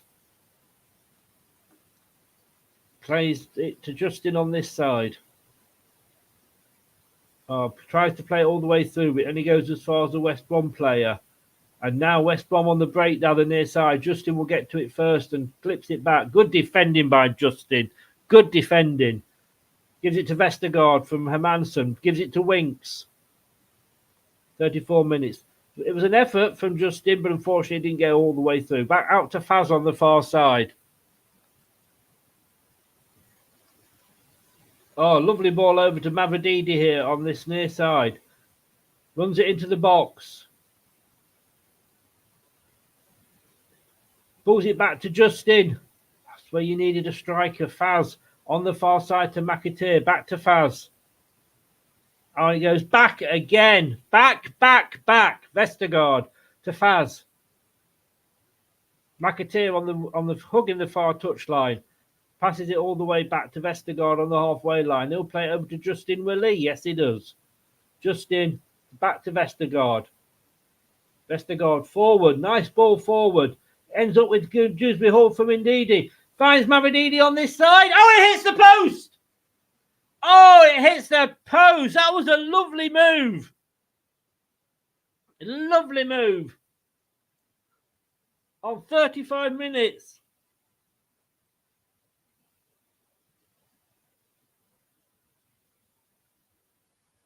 Football heaven for Maresca,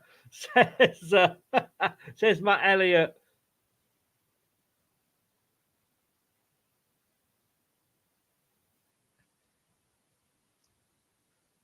Somehow we got a corner. Must have come off the defender. It was a good effort. Vestergaard gives away a free kick from the corner, so it's a goal kick or free kick to West Bromwich Albion.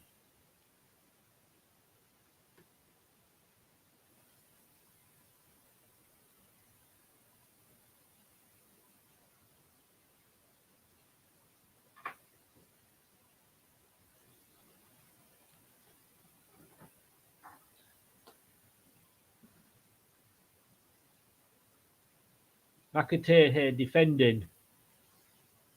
Kicks it out and into the crowd for a throw in. But good defending from McAteer, in fairness.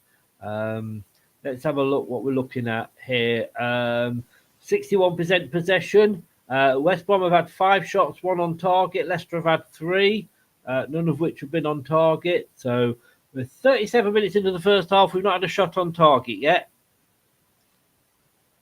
Interesting. Oh, that's a free kick, is it? No. West Brom come away with the ball on the out edge of the Leicester box. Winks gets the free kick.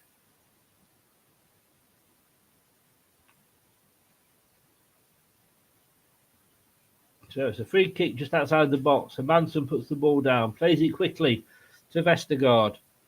I say quickly, that's quickly for Hermansen. Justin back to Vestergaard, I'm sure. Oh no, what's he going to do? Passes it out to Faz on the far wing. He plays it up forward to Ricardo. Oh, sorry, to Ndidi it was, sorry. Back flicks it, comes off a West Brom player for a throw in, which Ndidi takes. And back to Faz. Winks out to McAteer on the far side. Plays it forward to Kieran Dewsbury Hall, who turns, thought he might shoot Mavididi now. Ah, it's another corner. I thought Kieran Dewsbury Hall might have shot then. But good play again from Leicester.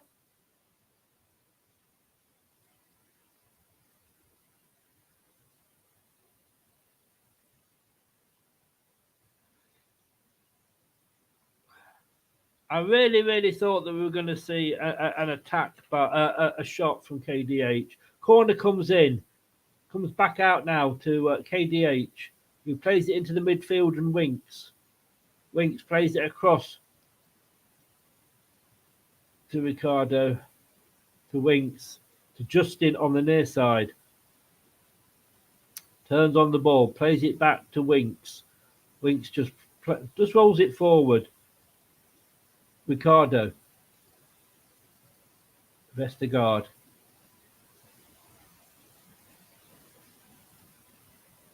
Leicester lose out though. Too casual there.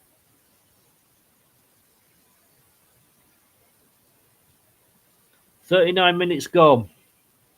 39 minutes, Russ. West Brom now with the ball.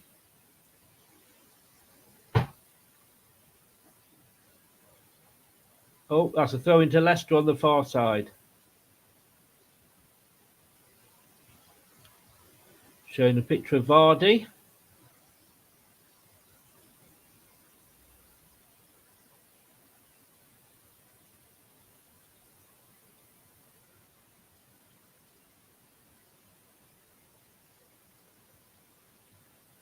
He's all wrapped up against the cold with his hat on. Dewsbury Hall here. He's got options. Goes across to Vestergaard.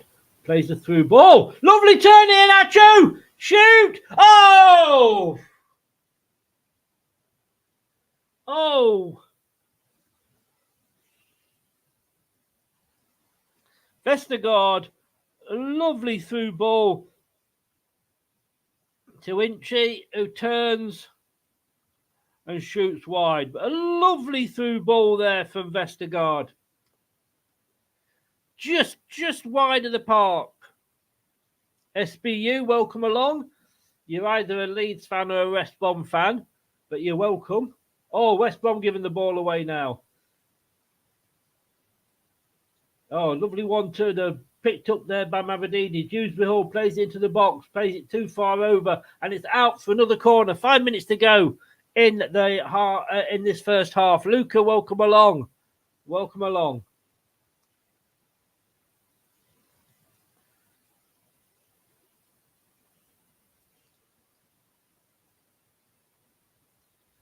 Leicester's fifth corner, I think, here.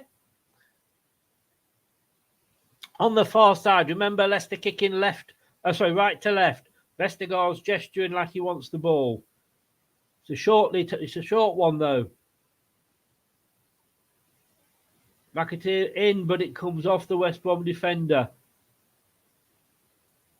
Oh, it now goes all the way back, and we go on from a corner back to Hermansson, who boots it up front.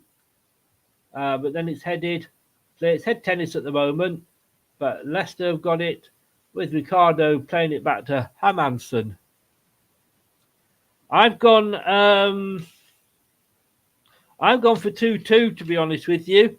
Phillips looks to be down injured at the moment.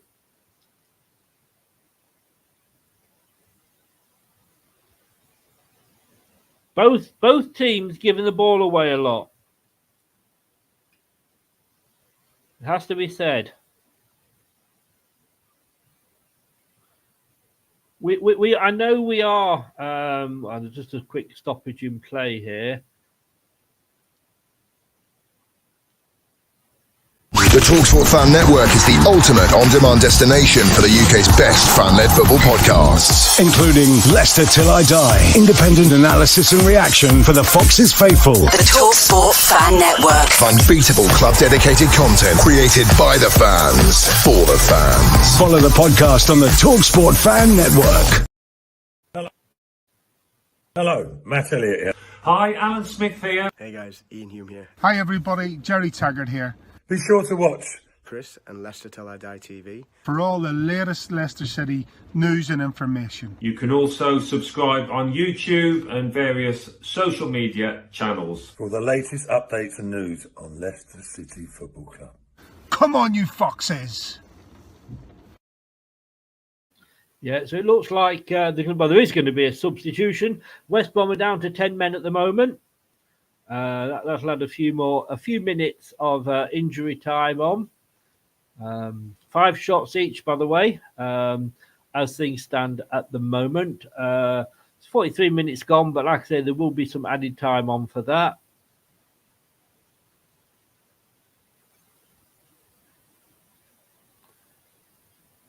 Yeah, 2-2. But this is a different Leicester to the Sheffield Wednesday Leicester.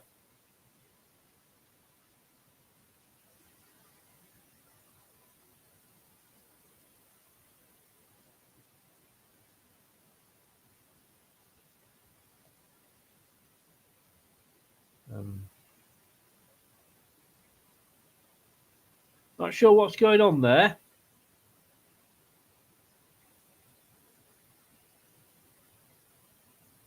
I'm not sure the referee was there. He was checking on the West Bromwich Albion player, not the one that was injured or the one coming on. So a little bit confusing. Faz doesn't get the through ball there. It's cut out by West Brom. Now get a free kick.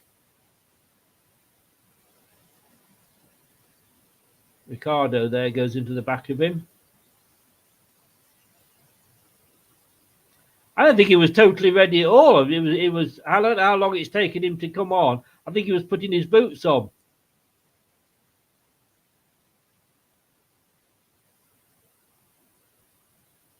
He wasn't ready to come on at all then, the West Brom substitution.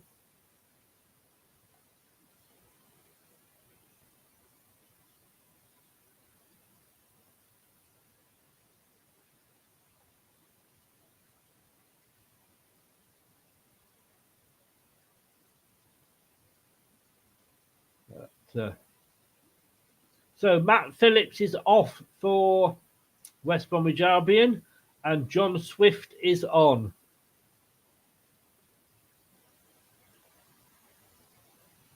A 1 minute of injury time. Just the 1 minute. I thought it'd be longer because of the injury.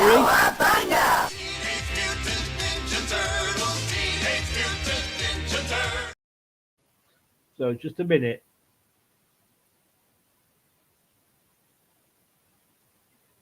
So West Brom now.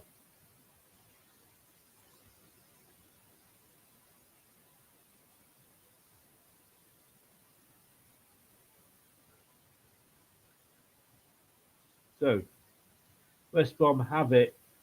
The minute has gone. And there it is. It is half time, everybody. Right, so I'm going to go off and water the plants. I will be back in a few minutes, hopefully being joined by Brad and also by Luke from Down Under. Leicester City Down Under is his TV channel. We'll be back and don't go away, as they say. We will be right back. Don't touch that dial. I've just got to find the right thing to play, though. Here we go.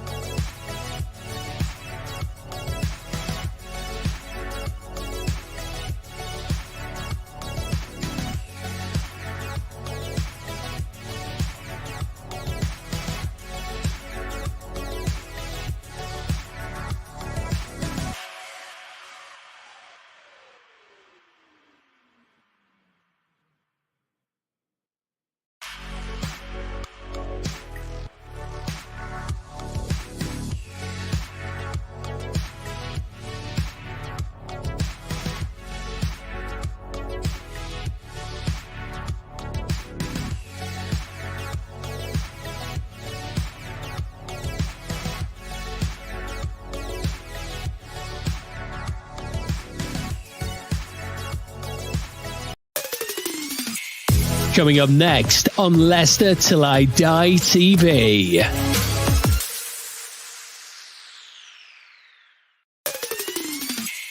Coming up next on Leicester Till I Die TV.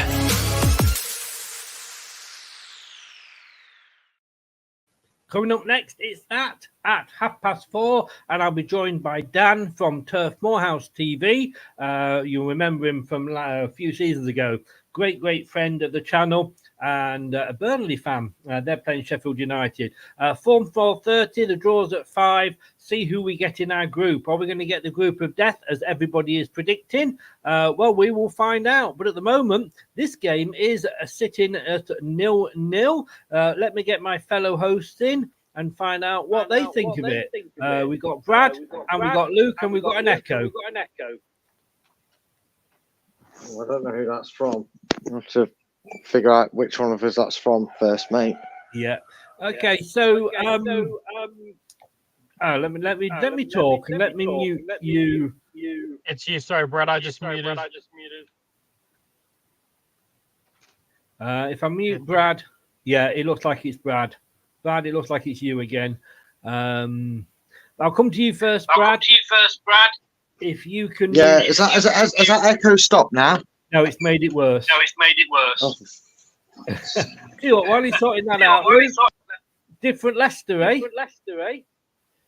Yeah, it was like first 10 minutes was quite like we looked like we were controlling it, and then there was like a patch where they started to turn us over a fair bit, and then it's like we got back into it. It was a good first half, but yeah, still frustrating a little bit. And Manson, for me, worst player on the pitch. He gave me proper anxiety that half, mate. I don't know what he was doing. Like, usually his passing's phenomenal, but like some of his positioning, it was like he's almost too confident to a detrimental point. And I mean, I've just been here. That was after 3 minutes, passing back to players. Why are we passing to players that are being marked? Yes, play out from the back. But have a look. When you look in the player who's got 2 West Bromwich Albion players either side, all he's going to do is pass it straight back to you. So why not pass it to somebody else? I know. We do that a lot too. Even when we have one, haven't. Sorry, was that to Brad? No, that was to you. I was just checking if Brad was still. Sorry, mate. We do that a lot. Straight down the middle when we're marked, usually to Winks or Pereira, straight back, and then it goes back out wide. But it's so risky. Like it's. Yeah, it wasn't good that half.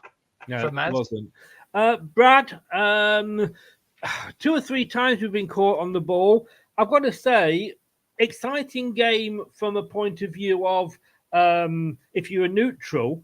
But these two sides, to say that one is top of the form table and one is top of the actual league table, it's a bit like Sunday football at times. We're giving the ball away so much, both sides.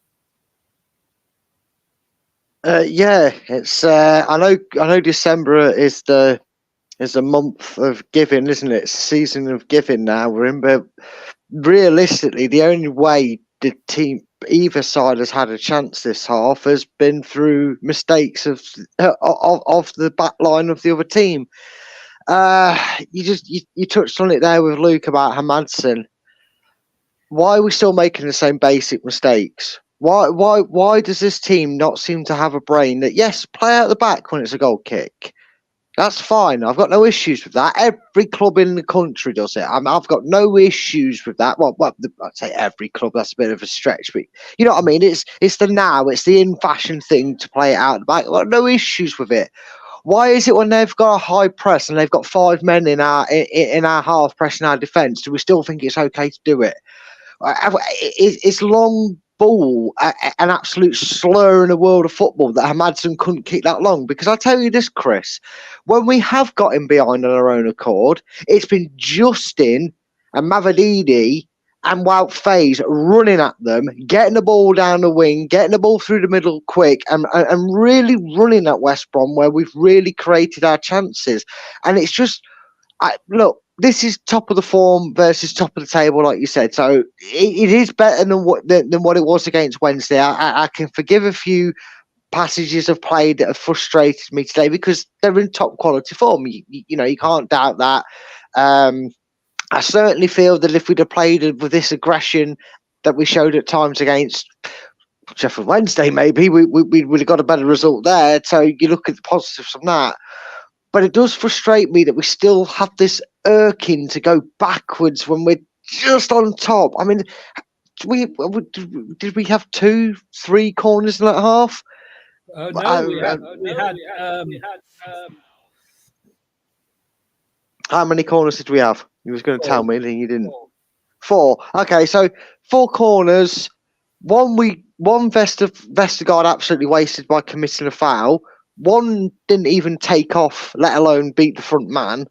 So the 2 that actually did anything, instead of keeping that box packed and compact, you saw the players retreat. And we just need to shake that habit, because that was the only downside from in that half. I think we were still just as better as we were today as we've been in this first half than we were the entirety of Wednesday night. There's still that little bit of passiveness. I know these are top side on top form, I get that, but it's just like, put the ball in the box, keep it going, keep putting it in there, don't go back to Vestergaard and Justin immediately the second the ball comes more than 30 yards out their goal. But Luke, maybe I'm being too critical.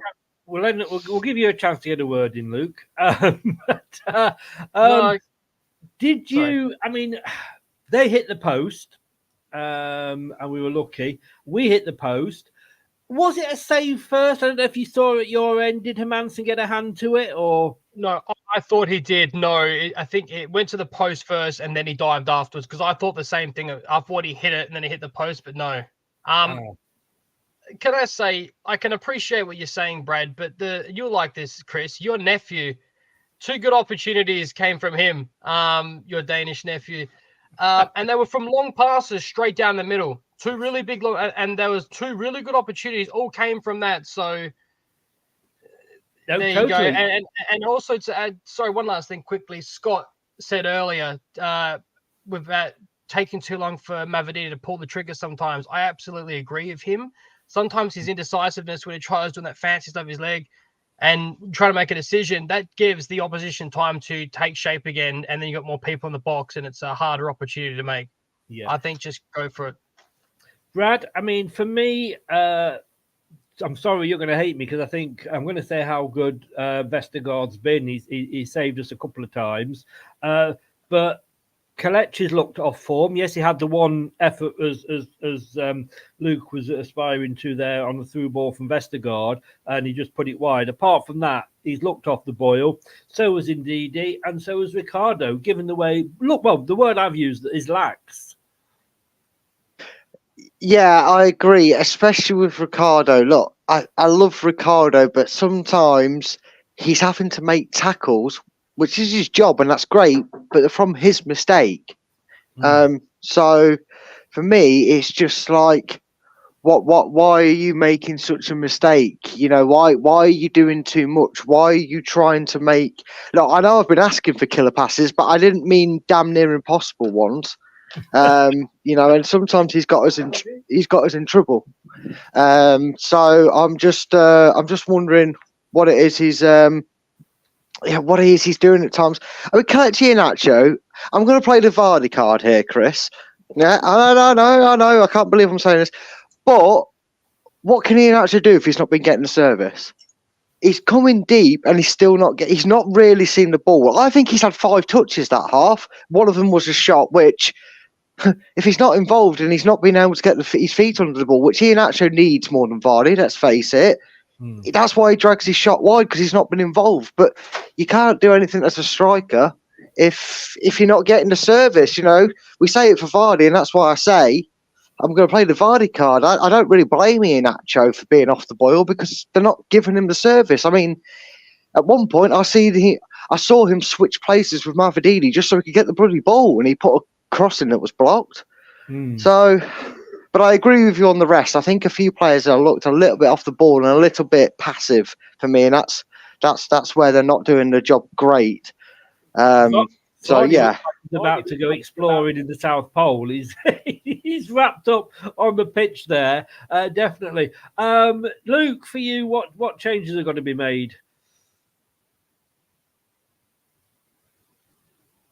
Can't hear you, Luke.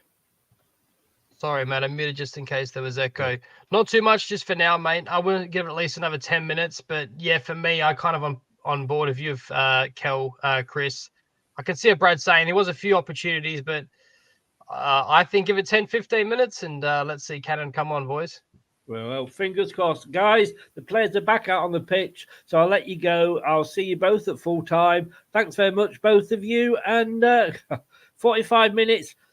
Well, it's 0-0. We're not losing, but it could go either way. Like I said, from a neutral's point of view, good game. They're about to kick off. I will see you at full time, guys. See you later. See you later. See you later. Okay, so here we go. We're about to kick off. Let me just put my earpieces in. We've got 2 balls on the pitch at the moment. I'm not sure. I don't think we could score with 3 balls on the pitch, could we? Or am I being too sarcastic there?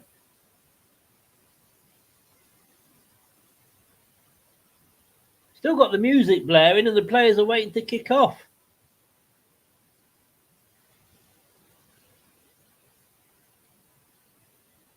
And we've now kicked off. So Leicester, all in blue. Blue shirts, blue socks and blue shorts. Kicking now from left to right. See you later, Scott. And West Brom in their normal kit of blue and white stripes. White shorts and white socks. Kicking from right to left. No changes at all at half-time.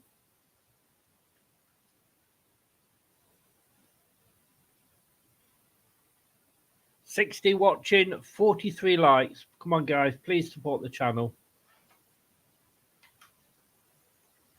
So it's with Faz here on the near side.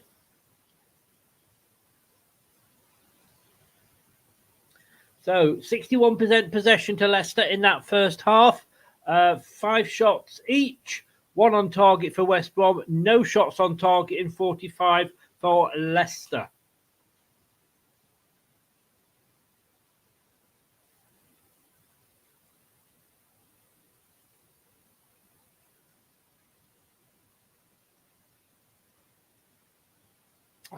Kate's in. Hello, Kate. How are you? It's been a while.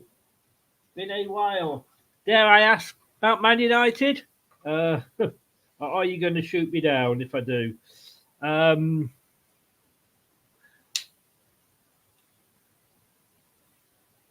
So, Leicester need to do something now. No shots on target in 45 minutes. Just not good enough. So, played forward by... Is that going to go out? Has it got the legs? No. Faze plays it back to Hermanson, who chips it up towards the halfway line. It's headed back by West Brom Albion player, but it goes to Winks, who surges forward. Plays it out now. Plays it out to Mavididi, but...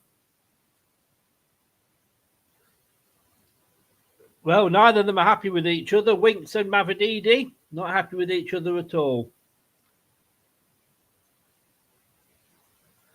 Steve Howard on BBC Radio Leicester's asking if Vardy could make a difference. Not on that performance. I'm just going to go and shut the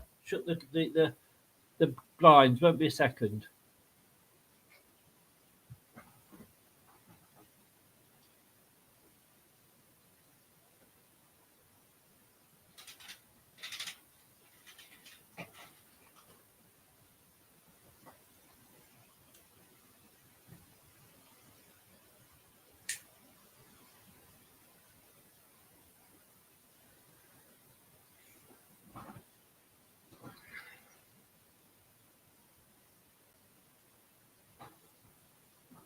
So it's just that the winter sun, A, was blinding me, and B, I think you couldn't see my beautiful face on camera. I've been very well, Kate. How have you been? So, 48 minutes gone now. Leicester, Kelechi and Chinaccio now to Mavididi. Oh, Mavididi, I don't know what he was trying to do there. He had people available to him, but again, trying to keep hold of it. And he loses it out. West Brom have got it now in defence. Yeah, they were arguing with each other. Would he, though? Because we don't exactly play high balls into the box, do we? Now, West Brom, come forward. I'm sure Leeds and Ipswich are looking at this. Oh, shot there from West Brom, but it's over for a corner. Came off Faz.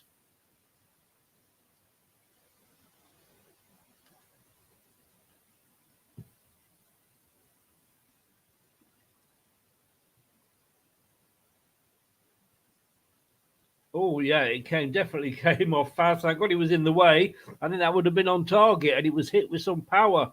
But Faz hardly flinched, as it's a corner on the near side to West Bromwich Albion. Taken short. Chips in. Oh, Faz there had to react, and he did, and he punched it out very strongly. It goes out for throwing on the far side. Good goalkeeping there from Emanson. Yeah, I might have said Faz then. I do apologise. Oh, yeah, he stood there. He stood high, stood firm, and just punched the ball out with his right hand. Good goalkeeping. Matt Elliott said this in the first half. He doesn't look fazed by his mistakes. But the long throw from West Brom didn't work out, and it's back in the centre circle now. And hoofed back forward, but only as far as the Leicester player. Kieran Dewsbury Hall collects. Plays it out to Mavididi now. Mavididi looking for options. Crowd are getting a bit ferocious here, or vociferous even. Winks on the ball. Acosta Faz plays it back to Vestergaard. We've played a couple of good balls forward, like we said at half time. It comes off from Justin. It comes off a West Brom player. It'll be a Leicester throw.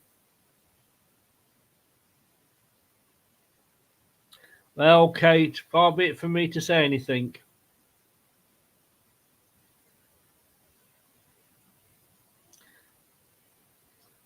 So it's hoofed forward, headed up, but not cleared by West Brom. But there's a free kick to West Brom. What's happening with the sale, Kate? You up for sale? You're not up for sale. They want to sell it. They don't want to sell it. Vardy is putting a wrapping onto his hand. Does that mean that he's going to be coming on? Obviously, they're being sponsored by Ideal Heating or West Brom. I think they could do... Oh, lovely ball through. Easily into the box. Oh, good defending. Faz there. Faz, that was an excellent defensive block.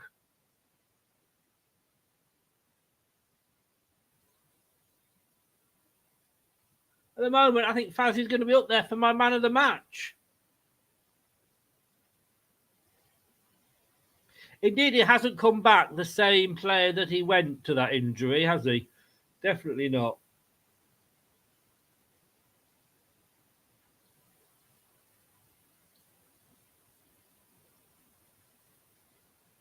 Oh.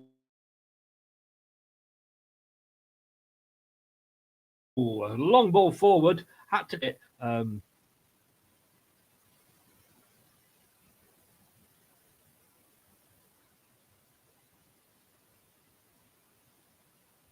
So Vestergaard just brings it forward.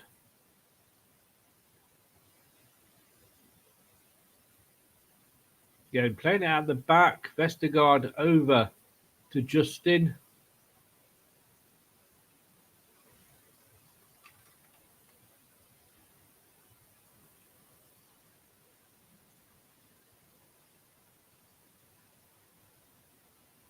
So, coming forward now with Winks, who's central to everything here.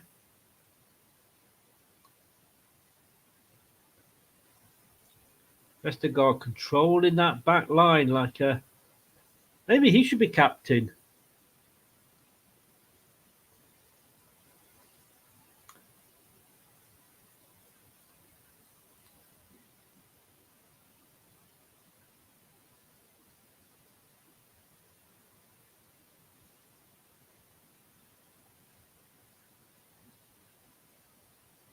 $47 likes, 52 watching. If you haven't liked, let's get to 50 likes.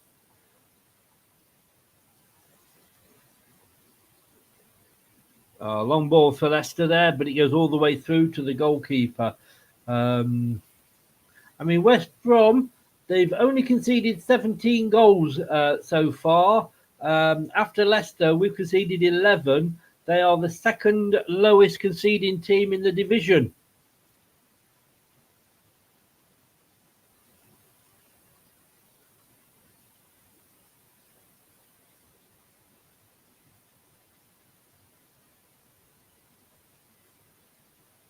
Yeah, West Brom fans are not happy with the amount of possession that Leicester are getting. We're not necessarily doing an awful lot with it, not going to lie, but we're not giving at the moment chance. Oh, that's a good header one there. It's forward to Mavadidi now, hugging down the touchline. He is being marked.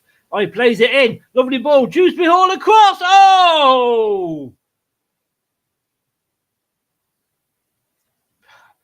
Lovely chance there by McAteer.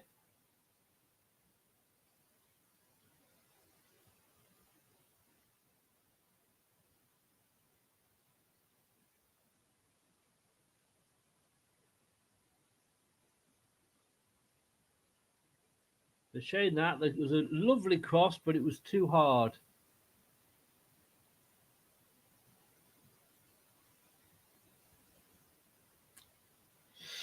Sorry to hear you talking like that, Kate. It does. You get like that when it's the team you love, don't you? Well, if it's a 0-0, I'll get a point. Mavadidi though, Dewsbury Hall. Justin chips it up.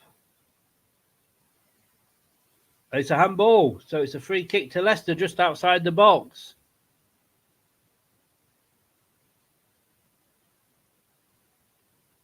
No, Stephen. There was a sub just before half-time for West Brom because they were injured. Swift came on. Can't remember who it was that went off. But no substitutes from either side actually at half-time itself. So it's a free kick now. Dewsbury, good position, just outside the box, just a little bit further out than the post. It's a good position for Leicester. So, Dewsbury Hall, 4-man wall for West Brom. Chips it in. He's going for the shot by the look of it, but it comes off the wall and he goes out for another Leicester City corner. He wants to take it quickly. But no, West Brom cut out the short corner. McAteer hovering on the edge of the box there. Vestergaard's up, Faz is up, but he doesn't get it past the first man.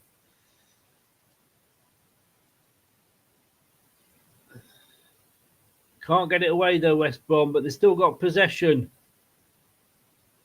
Townsend now for West Brom. Long ball over, but it goes straight to Ricardo.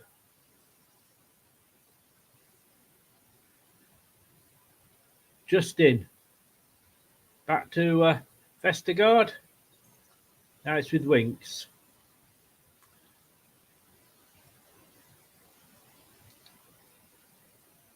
Winks, a long ball across field to McAteer. Oh, that was a foul. Yeah, McAteer took it on his chest. Tried to get away from Townsend. Townsend took him down. Oh, he probably took it in his crown jewels, to be honest with you. But, well, 6 of one and half a dozen of the other. But we get away with it. We'll take it. It's a free kick for Leicester. On the near side. 3 minutes to go to the 60 minutes before we see any substitutions.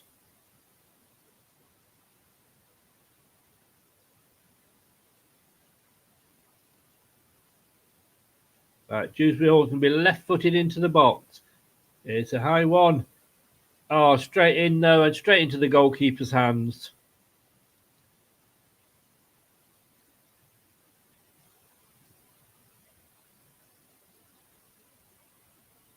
It's a bit of an up and under from everybody at the moment. And it was an up and under that goes out for a West Brom throw on the near side, halfway inside their own half. They remember West Ham are kicking from right to left. No, still no shot on target.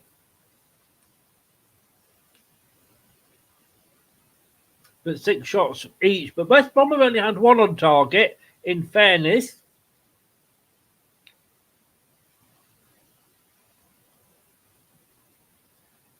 So, Fatawu warming up. He's getting instructions.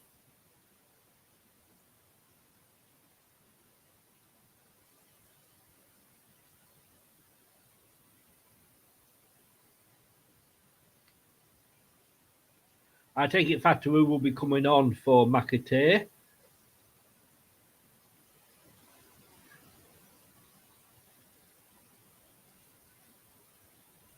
Oh, no, that was... Oh.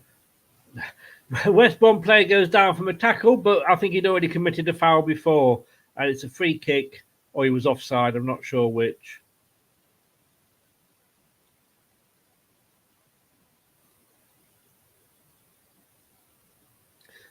Manson here in his purple and pink ensemble.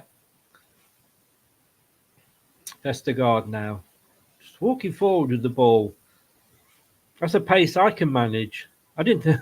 Are we playing walking football? Because that's the thing these days, isn't it?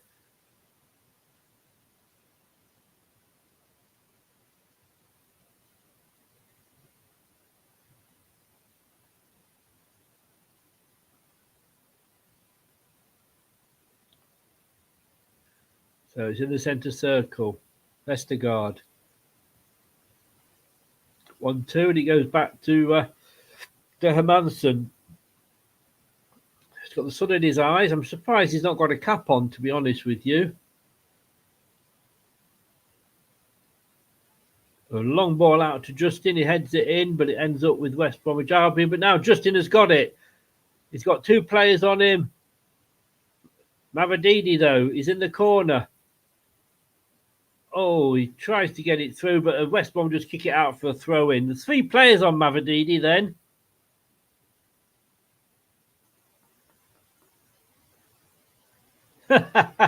Even I can do that.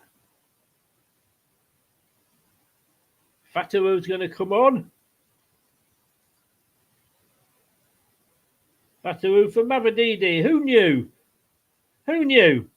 I mean, come on. But it can cause trouble coming on as a super sub. So Faz, back to Hermansen. Up and under from Vestergaard. Fatawu is brought down straight away. He does add something, doesn't he? He does add something to the game. Mavididi was a bit worried, I think, because when he saw the sign go up, he pointed to himself and said, me. Yellow card here for... yellow card, I think, for West Brom. Yeah. Townsend, number 3, is on a yellow card, so he's got to be careful. The referee in Blackpool Tangerine, shall we call it? Oh, Moet apparently, so he got the yellow card. Oh, poor ball from Leicester. Yeah, Alex Moet got the yellow card. Sorry.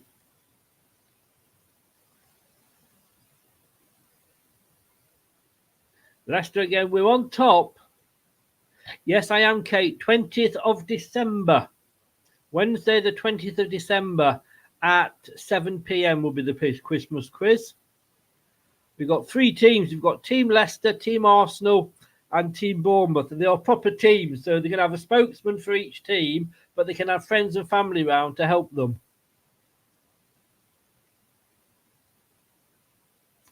So Swift there, the substitute just before half time for West Brom.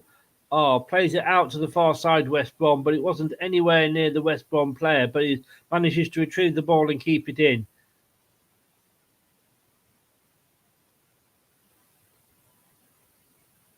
It was Mavididi that went off.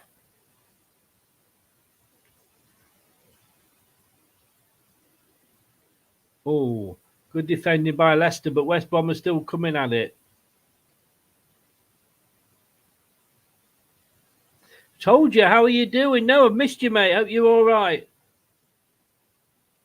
No, the KDH went down. Sorry, I thought I've written Mavididi down, and yet I was thinking it was McAteer that's gone off. But Mavadidi hasn't been playing well today.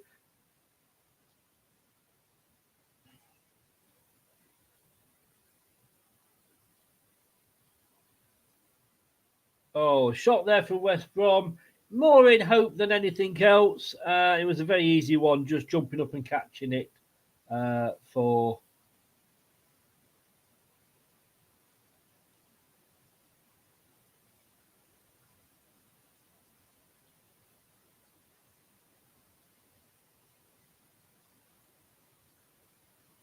Yep, so I just thought presumably it was going to be McAteer, because he hasn't played badly, McAteer, but Mavadidi off.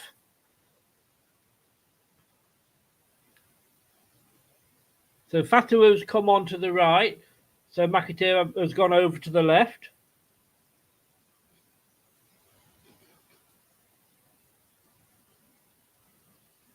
So it is a bit of a swap around. Oh, an attempt there. KDH goes down. Looks up more in hope than anything else about a ref's whistle. But West Brom break now, forcefully running into a Leicester half. Oh, Leicester cut it down. Is it a free kick? Yes, it is. West Brom have got the free kick.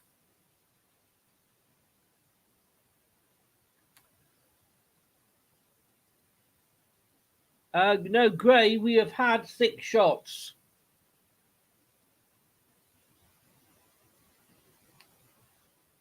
Ricardo booked for protests.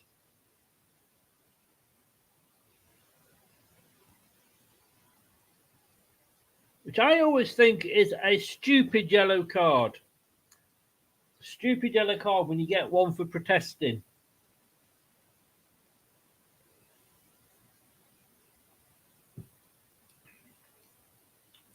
And what you're saying, guys, we only need 1 shot to go on target, go in, and you can win the game with that.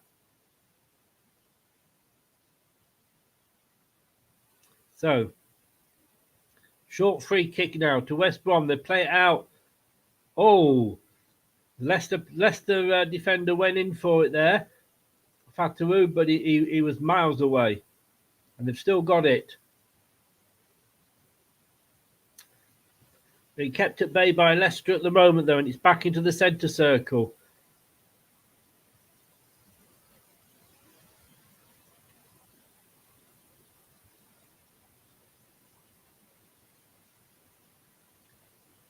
Oh, West Bromwich Albion nearly having a go there.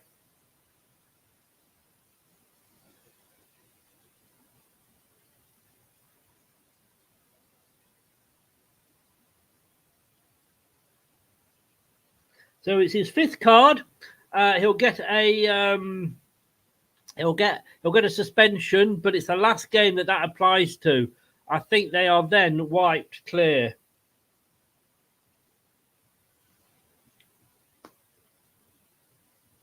So Ricardo really stupidly arguing. Oh, at the moment West Brom are back on top, but Leicester can break here with McAteer, down the left-hand side. Oh, there's some runs into the box. Iheanacho was running into the box. Dewsbury Hall was running into the box. If he could have just got past the defender there, I think Iheanacho was on for a goal.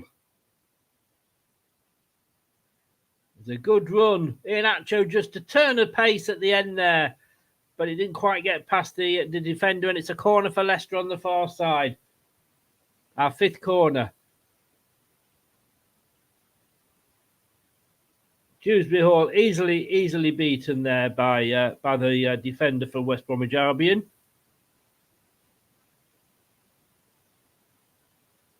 But Leicester have got the ball back though.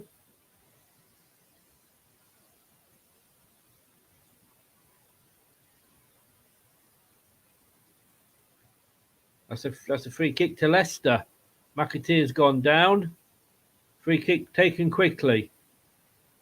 Winks out to Fataou. Can he create a little bit of magic now? Chips it into the box. Oh, it was headed clear, but it was a dangerous cross in. That's what Fataou gives you. He got that cross in. Unfortunately, KDH couldn't get onto the end of it, and it's headed out for a throw in on the near side. Ricardo to take it. His last game, remember, before he has to serve a 1-match suspension. Winks on the ball. He turns. Plays it through, but Kelechi can't take it cleanly. But West Brom, can they get it out? They run into a wall of blue, and it ends up back with the goalkeeper who boots it upfield. 68 minutes gone. When we're going to see another change for Leicester. Justin battling there. Winks says that's mine, and he put in. Ndidi now. Oh, it's out there to Fatawu. I didn't see which way the ball was going. Fatawu's got the ball. West Ham coming back now. Ndidi. But he can't get it down. Because the goalkeeper couldn't get hold of it. That was Leicester's best chance. Ricardo's got the ball. Faze is still laid down.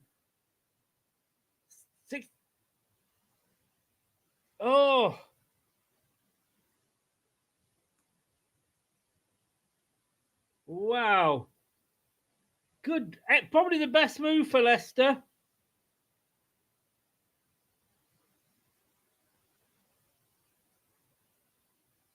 Ricardo. Out to Fatawu. Who crossed.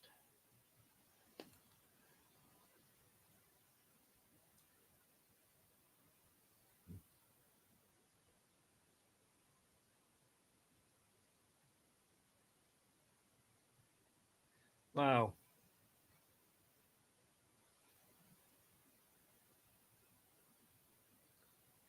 Oh.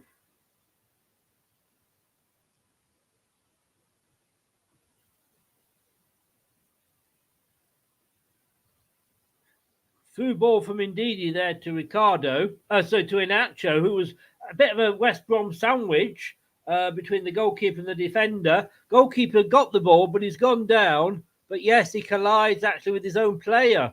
And then kind of does a pirouette mid-air and goes down.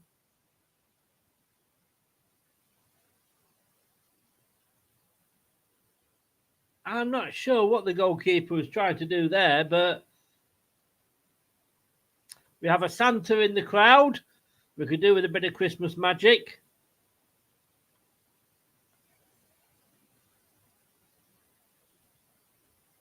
It's with the West Brom goalkeeper. So at the moment, Leicester, 71 minutes gone.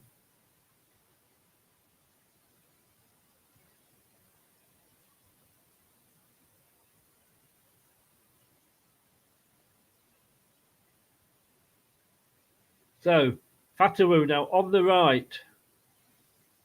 Oh, can indeed he get it across? Yeah! Yes! Yes! Enacho! Oh, is it Kieran Dewsbury Hall? 1-0 to Leicester. Get the fuck in. What a move. What a move. Kieran Dewsbury Hall. 72 minutes. That's a massive, massive goal. Kieran Dewsbury Hall.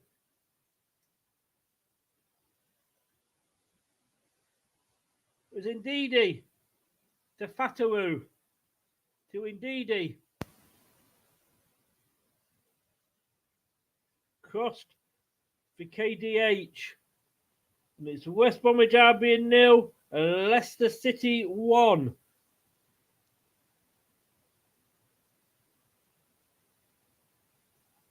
Wow.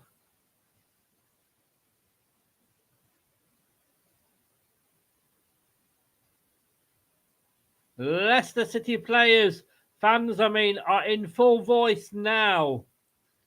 Whoa, that's what we needed. That's opened the game up.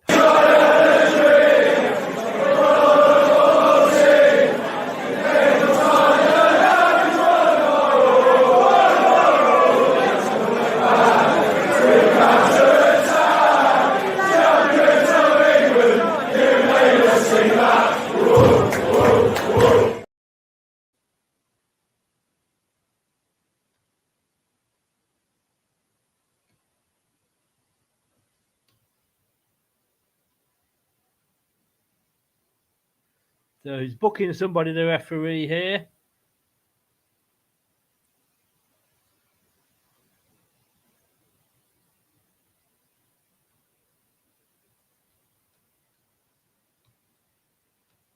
What a great move. Like I said earlier, guys, you only need one shot on target. And that was the one. But mine.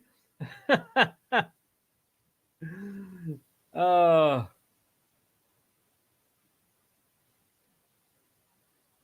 Well, glad you didn't LCFC because you'd have been timed out.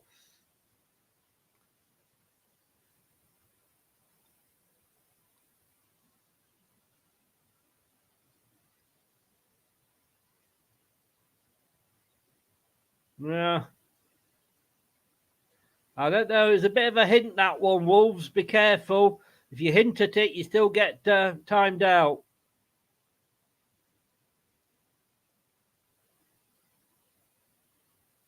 Jim, you're a gentleman, sir. Thank you very much.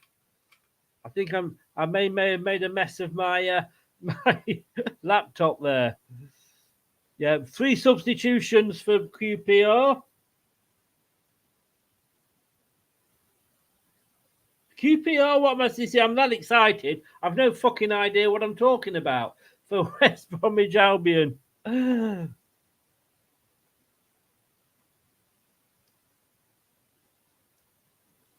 Well, 1-0. 1 bloody 0.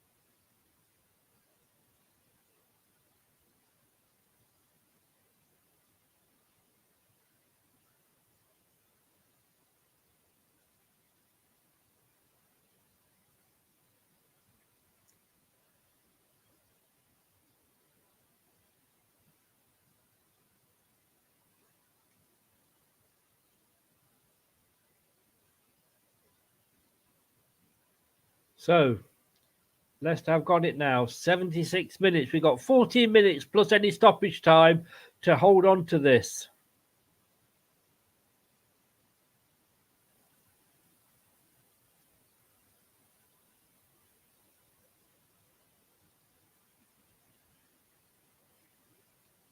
Right.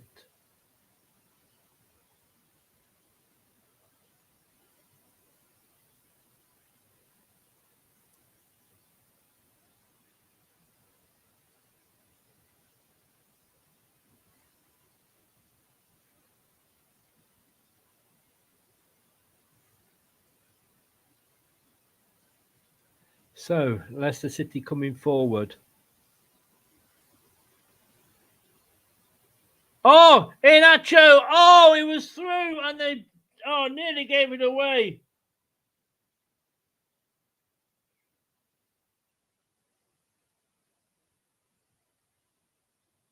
Good defending there from West Brom.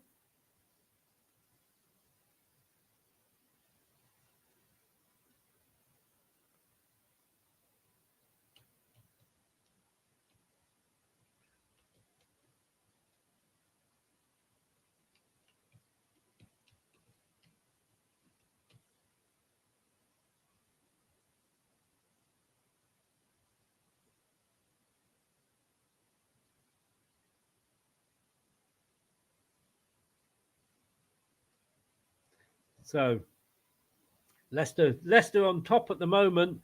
We get a throw in on the far side from McAteer. Wow.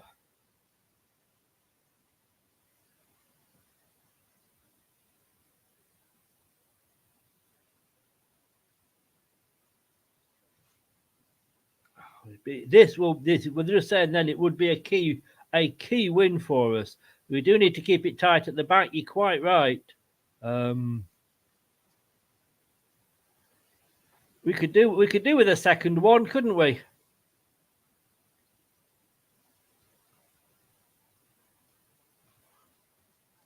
Fair point. Fair point.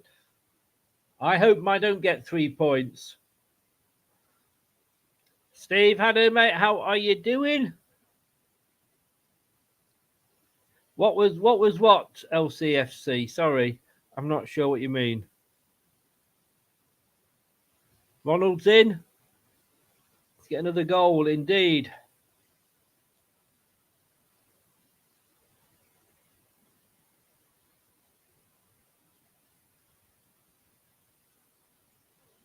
So, coming up to 80 minutes.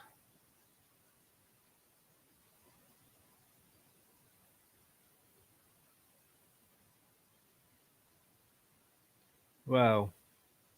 Hermanson here. Oh, again it is Hermanson!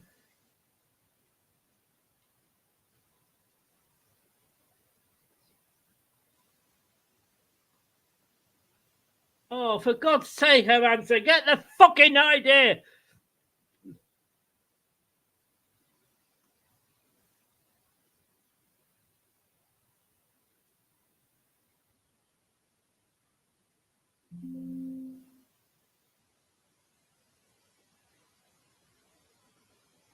So it's long ball forward, but it's headed clear by Vestergaard.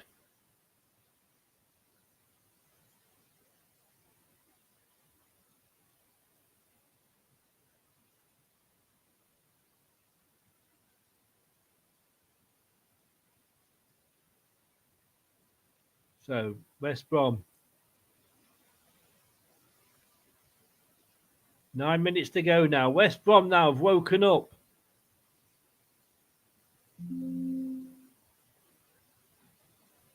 Oh! Great defending from Faz.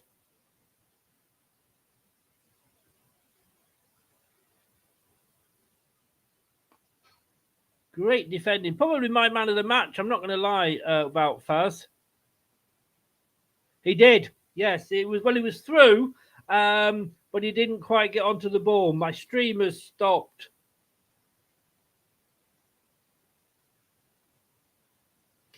Go on to stream 2.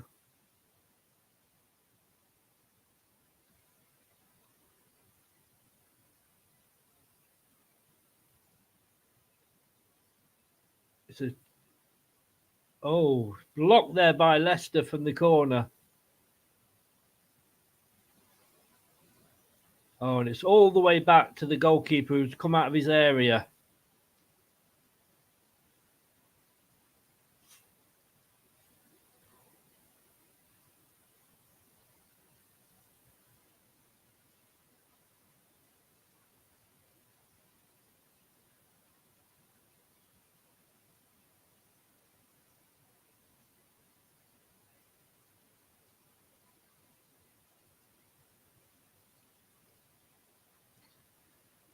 Winks now. Wilfred Ndidi. He's going to look for Fatawu, is he? Yes, he is. No, it's not. Yes, it is. Back to Faz. Oh, that could be a free kick, surely. No, says the referee.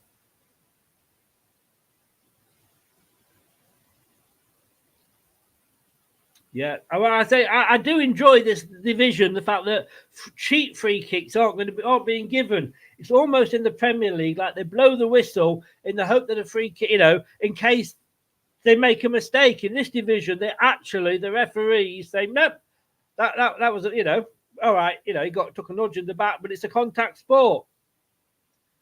Indeedy, Fatawu on the wing here. It's just hooking it, slowing it down. Plays it back to FaZe. Back into our own half. Ricardo was caught, though.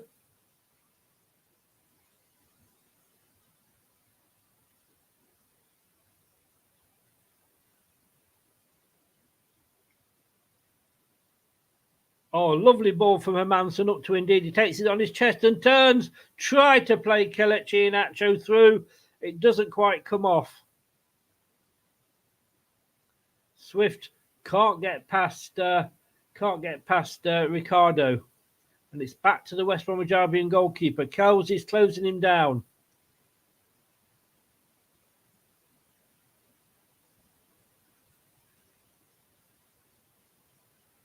So Leicester is trying to keep hold of possession. It's 6 minutes plus stoppage time. Saying here, Leicester, Steve Howard saying Leicester do not need to force an attack. He says here, I think the only way that West Brom will get back into it will be a Leicester City mistake. If Leicester get an opportunity, they get an opportunity, but they don't need to force it. They said that, we're giving the ball away.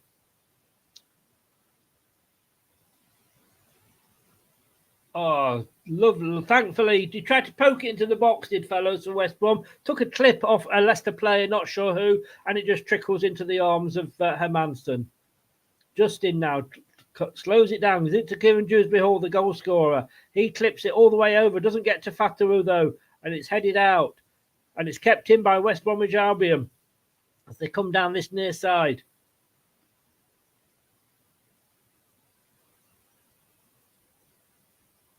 Overhit there by West Brom, and Leicester won't rush over now to take it. Well, last substitution for West Brom now. 85 minutes. They're making the final, throwing the final dart at the dartboard. See what can happen. 85 minutes. That's the substitute on for West Brom. Oh.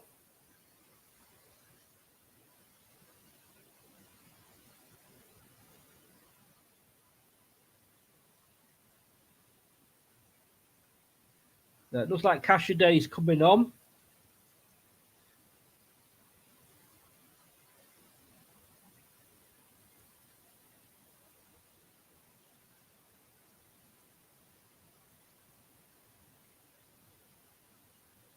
Had his best game indeed, to be honest with you. But he was obviously involved very heavily with the goal.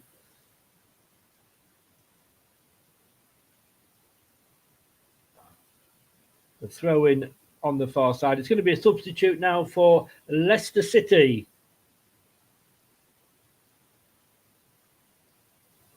Ndidi is off.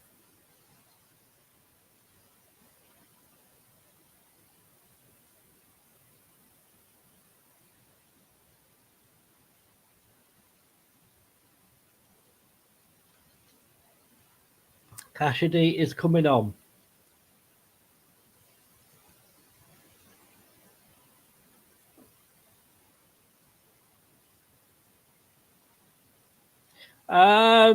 To the weight, he was. It wasn't for Wilfred Ndidi, we wouldn't have scored the goal, mate. All right, he didn't. Maybe hasn't done an awful lot more, but don't be too harsh on the guy. He did set the goal up for us.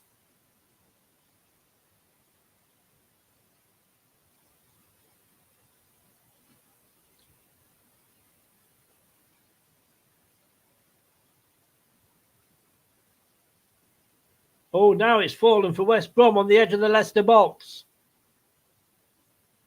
Oh, Yannick Vestergaard puts it into row Z. That was good. Good defending.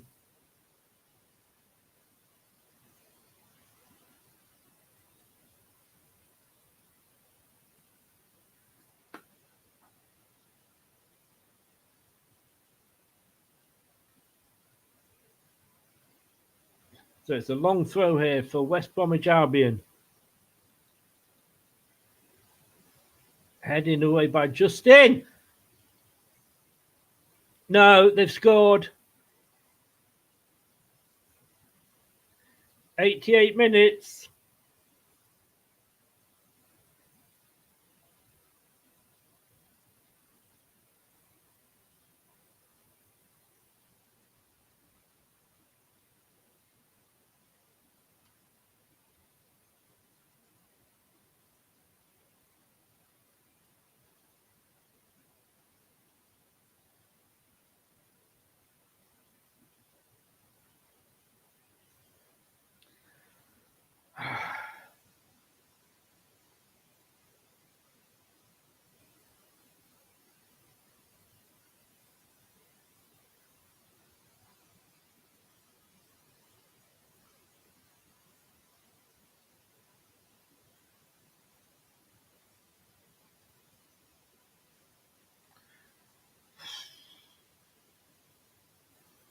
I mean, on the downside, I get 3 points in the prediction league.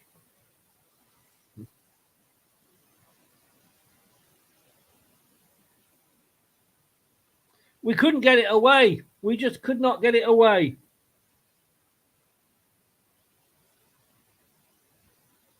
There's another throw in. It was the long throw that caused the problem. We couldn't get it away. And it was like pinball in the box. Another throw in for West Brom.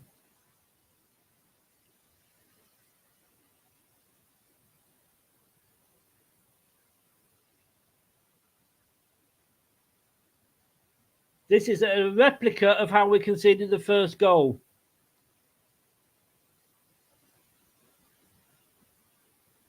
McAteer heads it clear.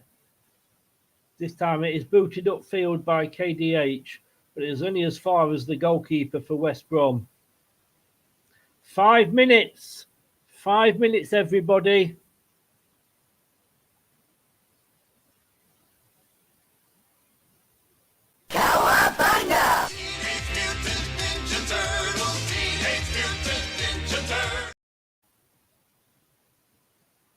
It's a throw in on the near side. Townsend puts it out of play for West Bromwich Albion. It's 5 minutes to go. 5 minutes to go.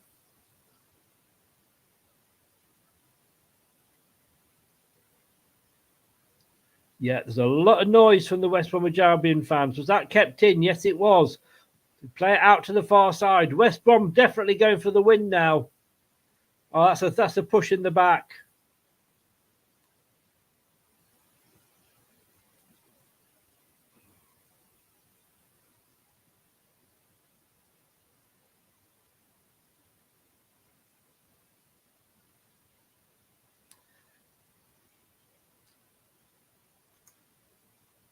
Oh, McAteer headed it out to Fatawu now on the edge of the box. Plays it back. McAteer plays it in. Cassidy, plays it in. But it only went as far as a West Brom player who now bring it out on the far side. Running into the Leicester half. KDH covering well, though. Gets it to Winks. Now can Leicester take advantage of the extra time? Winks brings it forward.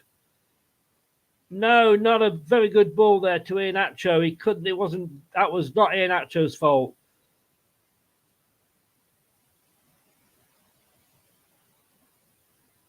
Vardy still sat down. He won't be coming on. He hasn't got time to get changed. He's got that many layers on.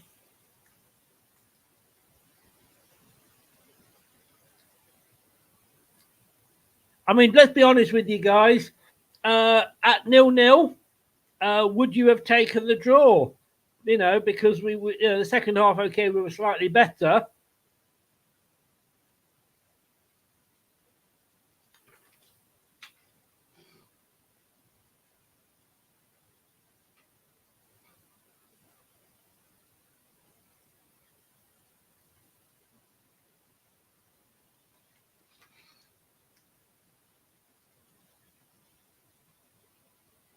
Oh, thank God there.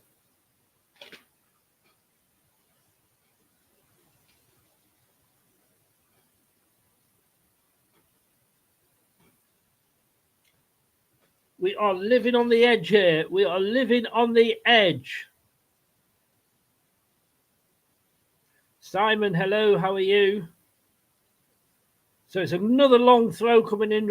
Honestly, I haven't felt this about the last 5 minutes of a game for ages. West Brom fans are absolutely singing now. Of course they are. Why wouldn't they be? The team's on top. Vestergaard help. Oh, but Leicester now. The counter-attack is on. Kieran Daresby Hall. He's through. He's only got the goalkeeper to beat. Playing in the wings. Oh, is it in? Yes, it's fucking in. Get in there. Get in there. Harry Wings in the 93rd minute for the counter-attack. That's got to be the win. Get the fuck in there. Wow. Wow. Wow. What end to this game. Wings on the breakaway. Wow. Wow. Wow. Fucking wow. Where's that come from? Breakaway.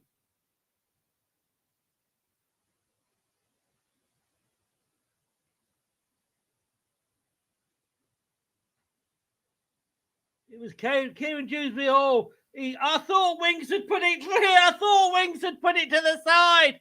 Oh.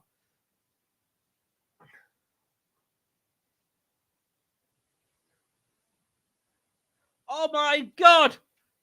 What a win. What a score. Oh, unfucking believable.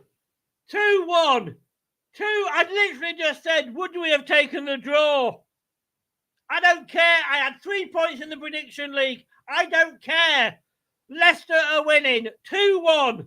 We did what Sheffield Wednesday did to us. We've just done to West Brom. Can we hold on now?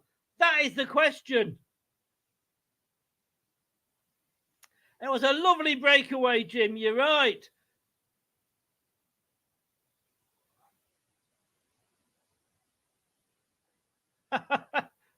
I apologise for my bad language. I may have got a little bit overexcited there.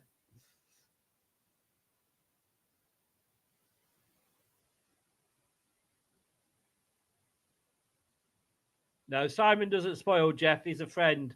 He knows the rules. The referee, the goalkeeper comes up for West Brom now.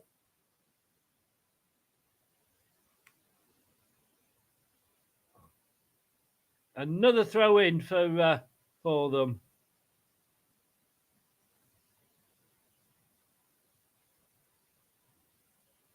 Oh, Cassidy, just boot it anywhere, guys. Just boot it up the fucking field. Now Harry Winks now. He kicks it forward, but it's come to a West Brom. They put it out for a throw-in.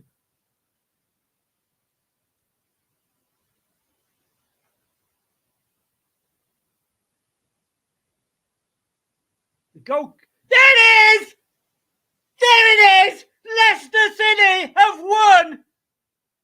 The Carlos, whatever he's called, Coburn, the West Brom manager, is straight down the way. He just says a quick handshake with Enzo, walks off. That is it! Leicester City! Come on! Get the fuck in there! West Bromwich Albion 1, Leicester City 2. I don't care that I got the result, the prediction wrong. We got 3 points. Wow, wow, wow, wow, wow.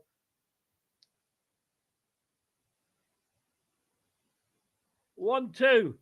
We're going to be back literally in 5 minutes. If that, guys, don't go away. We'll be coming back. Oh, my God.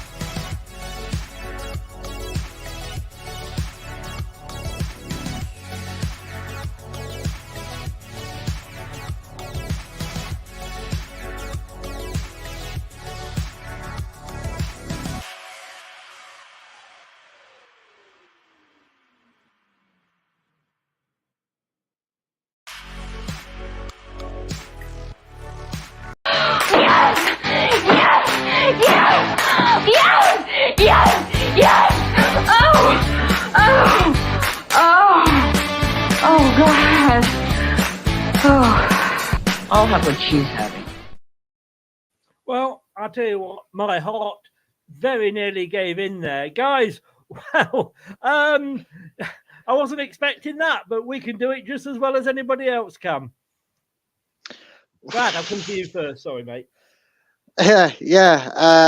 You know what, Chris? The last few fixtures, we've been sat here and probably eating a little bit of humble pie, haven't we? You know, we said didn't deserve to lose to Middlesbrough, but didn't deserve to win. Leeds, we deserved to lose. Sheffield, we were lucky to get away with a point. And today, even though I predicted us to lose, shame on me. I'll do it every week though if we win like that. If we win games, but winning a game in that manner, it does feel good. And you know what? Forget what I said on Wednesday. I was talking rubbish. Yeah, Enzo way is the way forward. Forget 2 strikers. We just need 1 because apparently that's how we do things in this division. Because oh dear. And because they're hi to Dan, what a winner. Shameful defensive error from West Bromwich Albion, good possession. Why can't we play like that all the time? Leicester boys, just having a song there, Gray. Close it out now, boys. Boom, says Wolves. Just go through some things here. Never too excited. I know West Bromwich Albion. I'm not sure what's going on there. Straight back up, playing football the ends the way. 90 minutes of bullshit just to win right the way. Look, bullshit or not, and we all have our own opinions. Look, we got 3 points, so I don't give a shit. I enjoyed that. I enjoyed the bad language. I think I may have. Well, we call it now on this channel. We call it doing a Brad. I think I may have lost it when that second goal went in. I was going to type I missed the championship, but we'll be there again next year. It's a long season, Dan. You don't know. 3 points. Oh, hell yes. We love the bad language, Chris. It's very entertaining. I didn't do anything. No, I don't know what's going on there. That was the resilience of champions. Cheers, Dan. Hope you do well today. Your 6 points against Sheffield United. Get in, boys. Leicester redemption complete. I like the channel. I'll follow the rules. I don't think you were blocked, were you, Wolves? I don't think you were. I apologise if you were. I don't think you should have been. Wow. Game really lackluster. Right. Let's just... I'm sorry about this guy. Oh, no, she was there. She's gone. Is she there? Is she not there? No. Luke,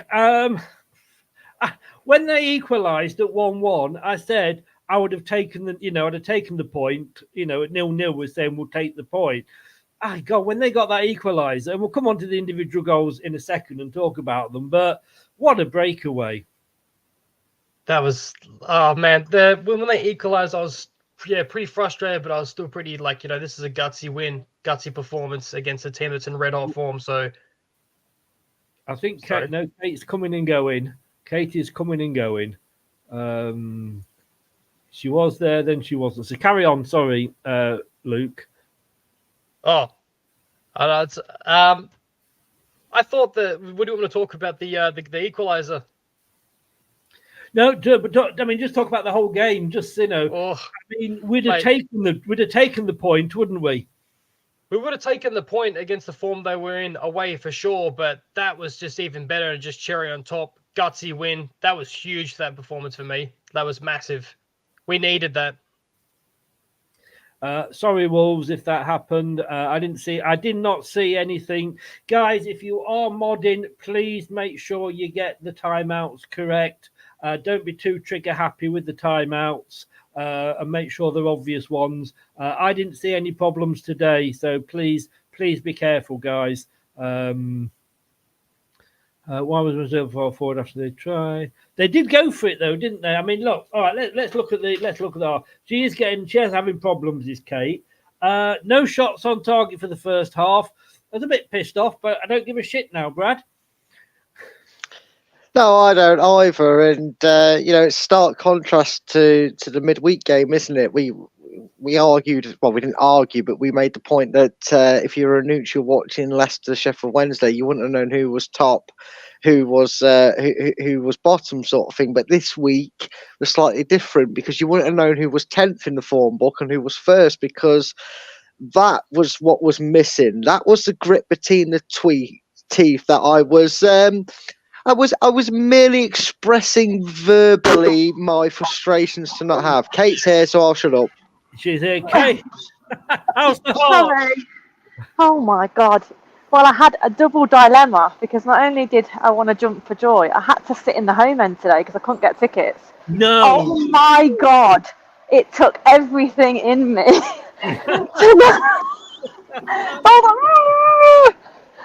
Yeah.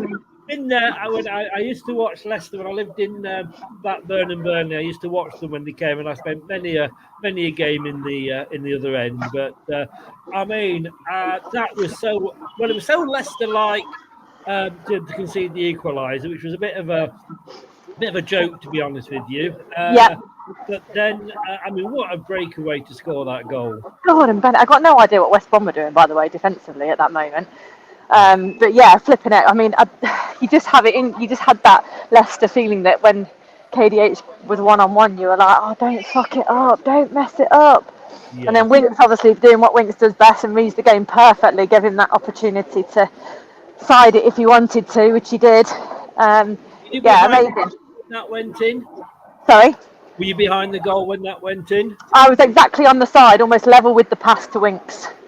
So I could see it was behind. He was behind play. So I think some people were calling it offside, but he wasn't.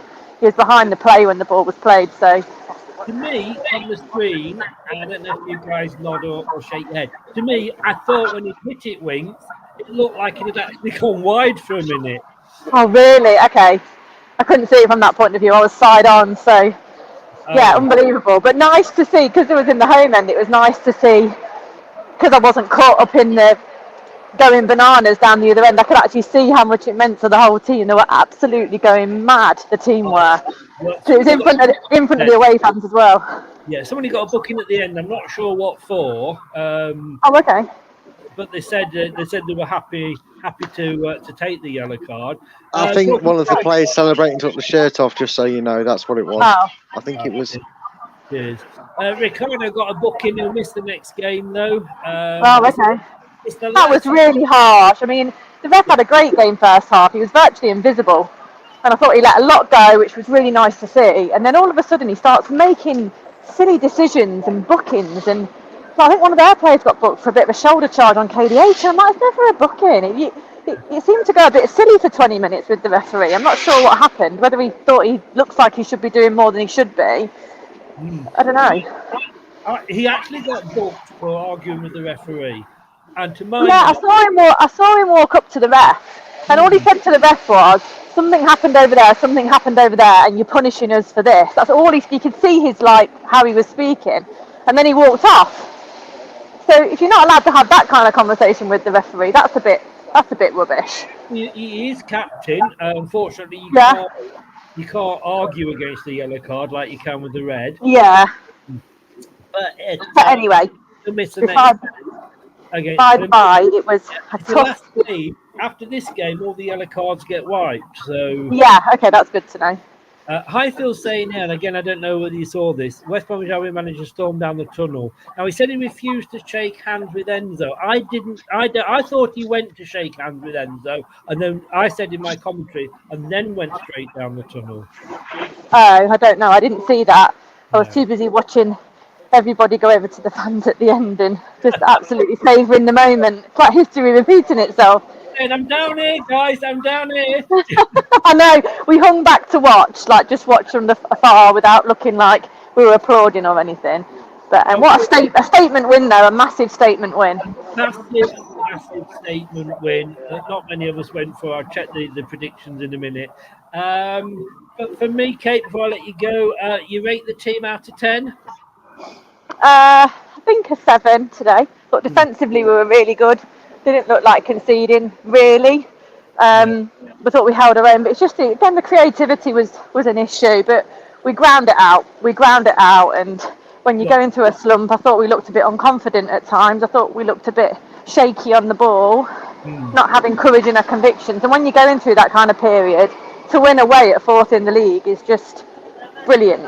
Really brilliant. Yeah. And your man of the match?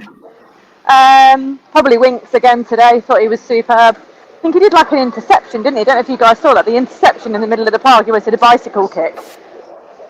And all the baggies around me were saying, how the hell has he just done that and brought it under control? So I think there's quite a lot of appreciation for Winks where we were anyway, generally amongst the West Brom fans. So yeah, Winks was just outstanding, I think. I think Wilf looked like he was chasing shadows a bit.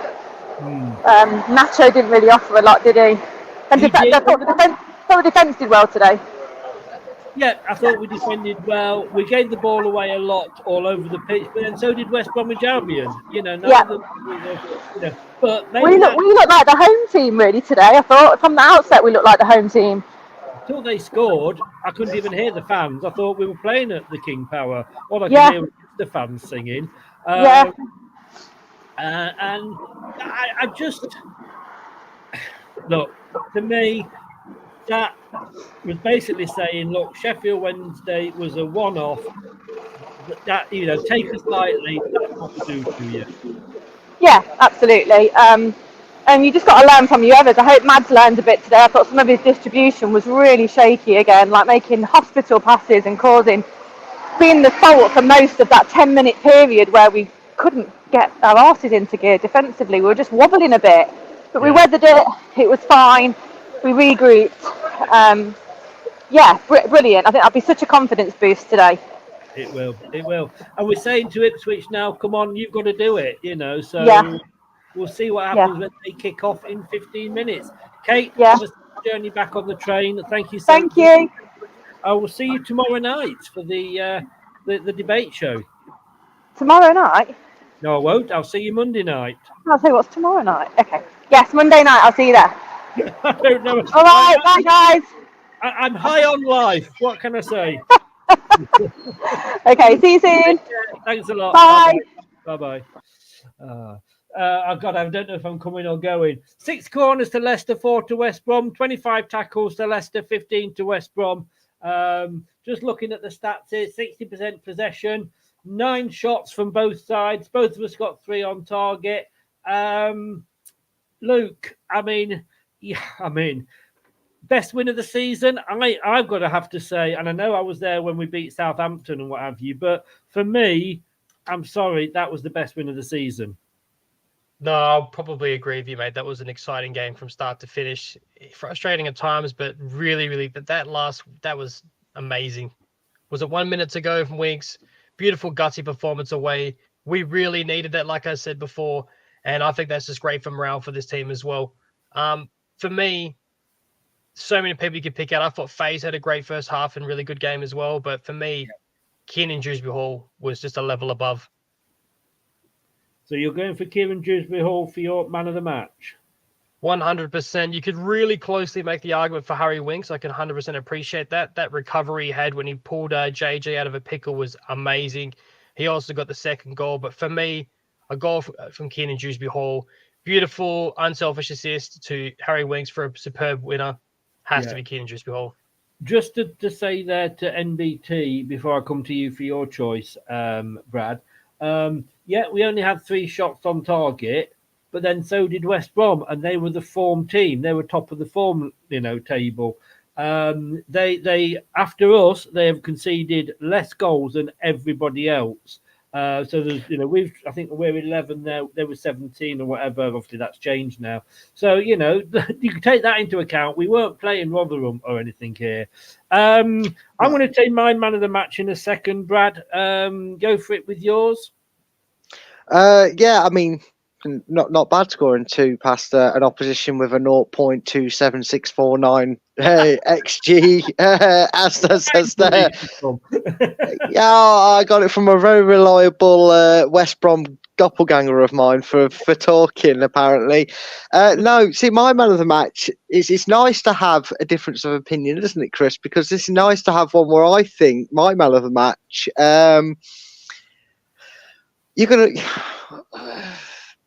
you're gonna hate me and love me at the same time, because I nearly gave it to your love child. I nearly did, because I was really impressed with both centre backs today, and you'll that will show in my ratings later on. If we're going to do the ratings, I don't know with you doing a show later on if you want to do it. With doing the ratings. Okay, that's fine. Well, tomorrow that will reflect this. He was absolutely everywhere, this bloke. He got vital interceptions. He was actually one of the very few driving forces in our attacking plays in the first half. Luke's already mentioned him. I'm giving my man of the match to Wout Faes because I think there was 4 or 5 very good shouts for it. But I think, for me personally, without a performance from Wout Faes, and like I say, Chris, you're very, very unfortunate that I'm not saying Vestergaard, to be honest, because he was just as good. But for me, there was just I saw and heard a little bit more of Faes over Vestergaard, and that's why I gave him the nod for my man of the match. Wout Faes shows what happens when we go back to 4 at the back and we're normal at the back, doesn't it? Yeah. I mean, Vestergaard had a very good game. Yes, he may have started up the run. I've just seen you mostly saying I got Sheffield as my team, Luke. I did have. But to me, Vestergaard, yeah, he did all right. But to me, Faes was just, he was running forward. I don't know, that's not really Vestergaard's role. He was getting stuck in. He saved a couple of goals. For me, Wout Faes gets it all day long. It'll be interesting to see what Alan goes for later. But let's go back to the start of the second half. No changes from Leicester. Interesting, Ian Acho got 90 minutes today. First thing I've got written down here. It's the first thing I've got written down here. 51 minutes. Faes, good defending. See, we're just so good. Them Australians don't know anything, do they? We're just so right here. Oh, hi, Luke. They talk a little shy, don't they, these Aussies? Yeah. Bad mouthing and good at cricket. That's about all they're good at. Yeah, McAteer did all right. He got a couple of good crosses in one sort of in the 54th minute that was too hard. The substitution came on the 61st minute, Luke. No surprise there. I think the surprise was I expected McAteer to go off. Mavadidi, and I wrote Mavadidi down, and then I said McAteer on the commentary because it was just automatically in my mind because I thought that's what Enzo's normally does. But he obviously brought Fatua on, played him on the right, moved McAteer over to the left. Yeah, that surprised me as well, actually. Even Mavadidi himself looked surprised. It was like me. And I thought that as soon as McAteer swapped to the other side, he dropped quite a lot more defensively deep, and I thought he was actually really good there as well. So. No, and Brad, was that sort of the plan B you wanted? I haven't seen McAteer on the left since the pre-season against Northampton. Hey, look, sometimes it's the subtle changes that can be a plan B, and it worked very well. I think we had two wingers that like to drive at defences, and I'm not saying Mavadidi doesn't, but he still holds that little Barnes style, if you will. He is very much get in, and unless he gets it passed into him, he doesn't really cut in.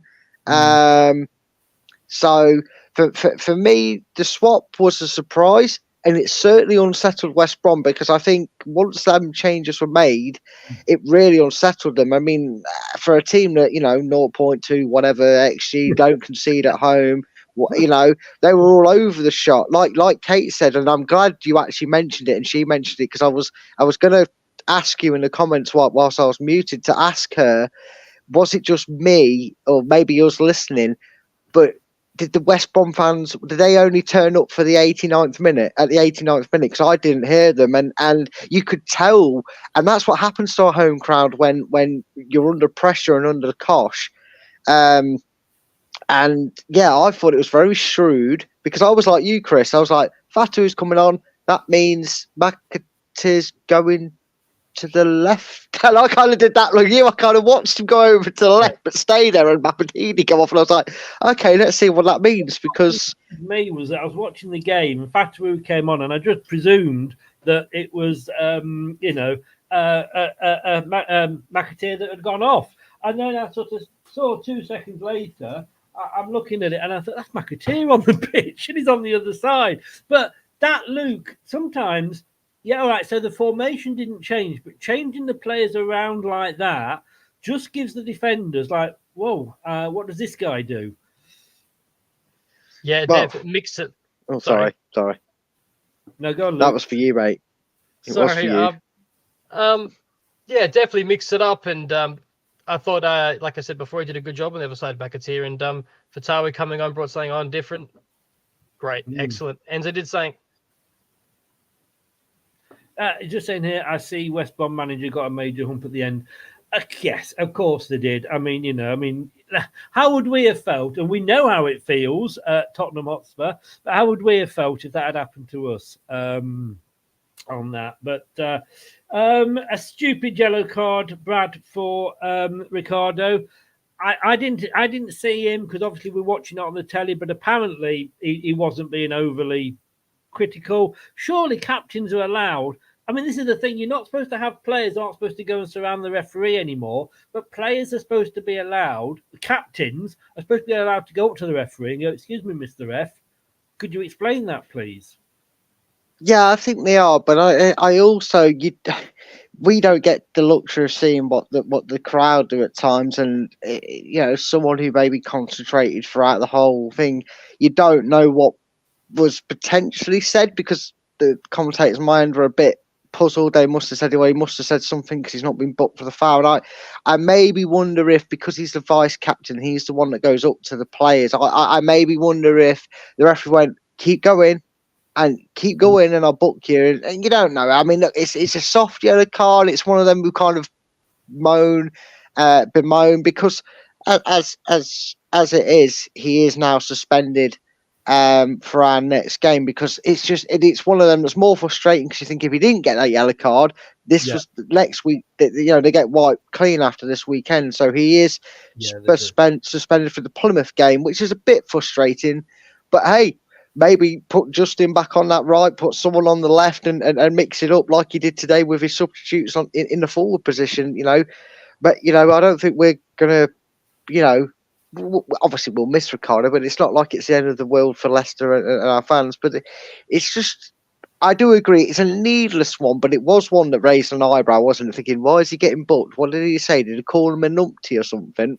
Because it's not very often they talk themselves into the book, and if it's he can't have used foul language because the referee would have sent him off. So yeah, we'll see. Maybe ends. Unfortunately, like you said, Chris, there's nothing they can do. Game, Luke. What's that? Sorry, I didn't think the referee had too bad a game though overall.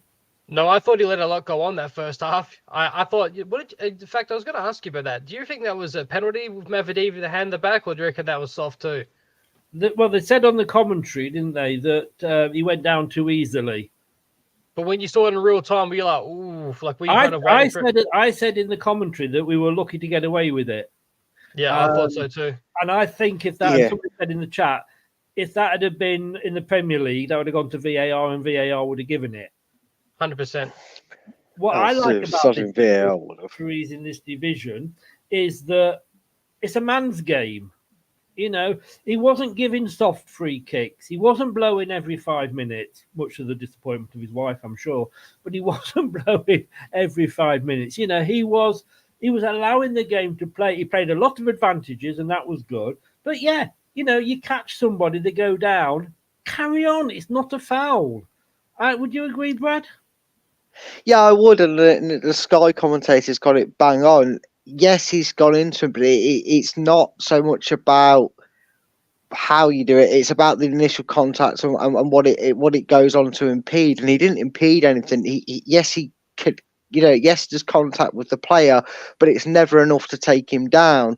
And to be fair to the guy, he kind of half looked around, realised he wasn't going to get it immediately and got up and got on with it. So you've got to give a bit of credit to the West Brom player. Of course, he's going to have a little look, see if the referee's going to blow, and his whistle, he didn't, and he just kind of went, well, okay, fine, that's all right.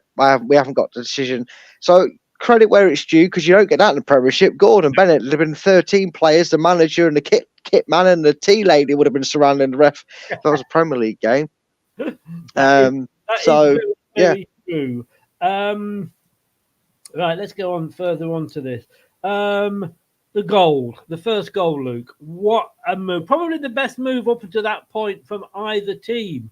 It was, I'm just looking down here trying to read my own. I should have been a doctor, the way my writing is, but trying to write very quickly before it moves on. Ndidi to Fataru, back to Ndidi. I thought it was going to go out. He somehow managed to keep it in, crossed it in, and KDH was there to bury it. A fantastic move. Fantastic. And also, Indeed, he had like a very similar play, like not too long before that, where Indeed it was on target, I believe, in the exact same position where he set it up for Keenan Dewsbury Hall. Yeah, and Dewsbury Hall buried it. Yeah. Your thoughts on the goal, Brad? Yeah, it was something that I know sometimes the Leicester commentators can be a little bit biased and a little bit blue tinted. But you really thought that goal was coming, didn't you? You know, it was in the making. We were on top. We had them on the back foot. They were a bit shaky and to be perfectly honest, I think we deserved the goal. It was a fantastic cross. We've had a few of them this season. The midfields, you know, I said it earlier in the season. Injuries have kind of disrupted it a little bit to Ndidi and McAteer and whatnot, but you know, this team really, when it's turning and all the cogs are running on cylinders, they're hard to stop. They can pick out across. Saying I do. I make up half of what I say in general, let alone me sayings, mate. I'm trying to say about 3 different metaphors and euphemisms in one, and I end up saying them all. I'm good at it, though. I'm good at combining 14 together. But no, I mean, that's something we've seen a lot of when we've scored goals from our midfield. And I've seen a few comments earlier, and I'm not going to pick them out for it, but they're saying about strikers not banging in goals. Well, this is what we were missing last season. We can't always be depending on Vardy and Iheanacho to grab the goals. I would say Daka, but he's not played, and I can't say Cannon because we haven't seen him play. But you know what I mean? It's nice to see a collection of our midfield chipping in with the goals because that's what we really need. And it was a fantastic goal, and it was probably deserving of our pressure at that point.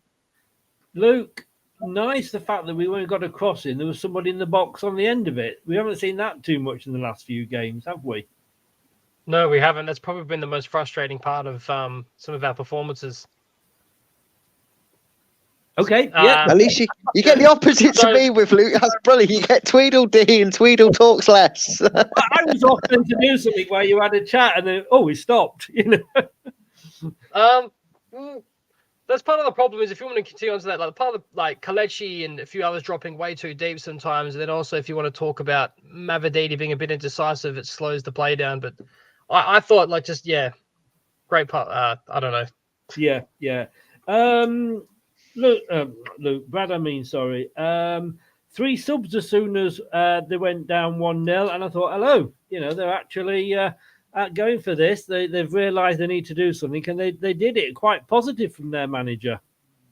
Yeah, they did, but maybe too positive in the end. It turned out for them, didn't they? Because look, I know we never do this, but if I was to give an opposition man of the match, it would go to their Furlong because bloody hell did he make some great blocks. But they went for it, and you can understand why. They were top of the form. That they were hoping to find a way back into the game, maybe even grab the winner themselves. They wanted to get into really cement their place in the playoffs. You know, they're just in there in 5th. A win would have taken them 3rd.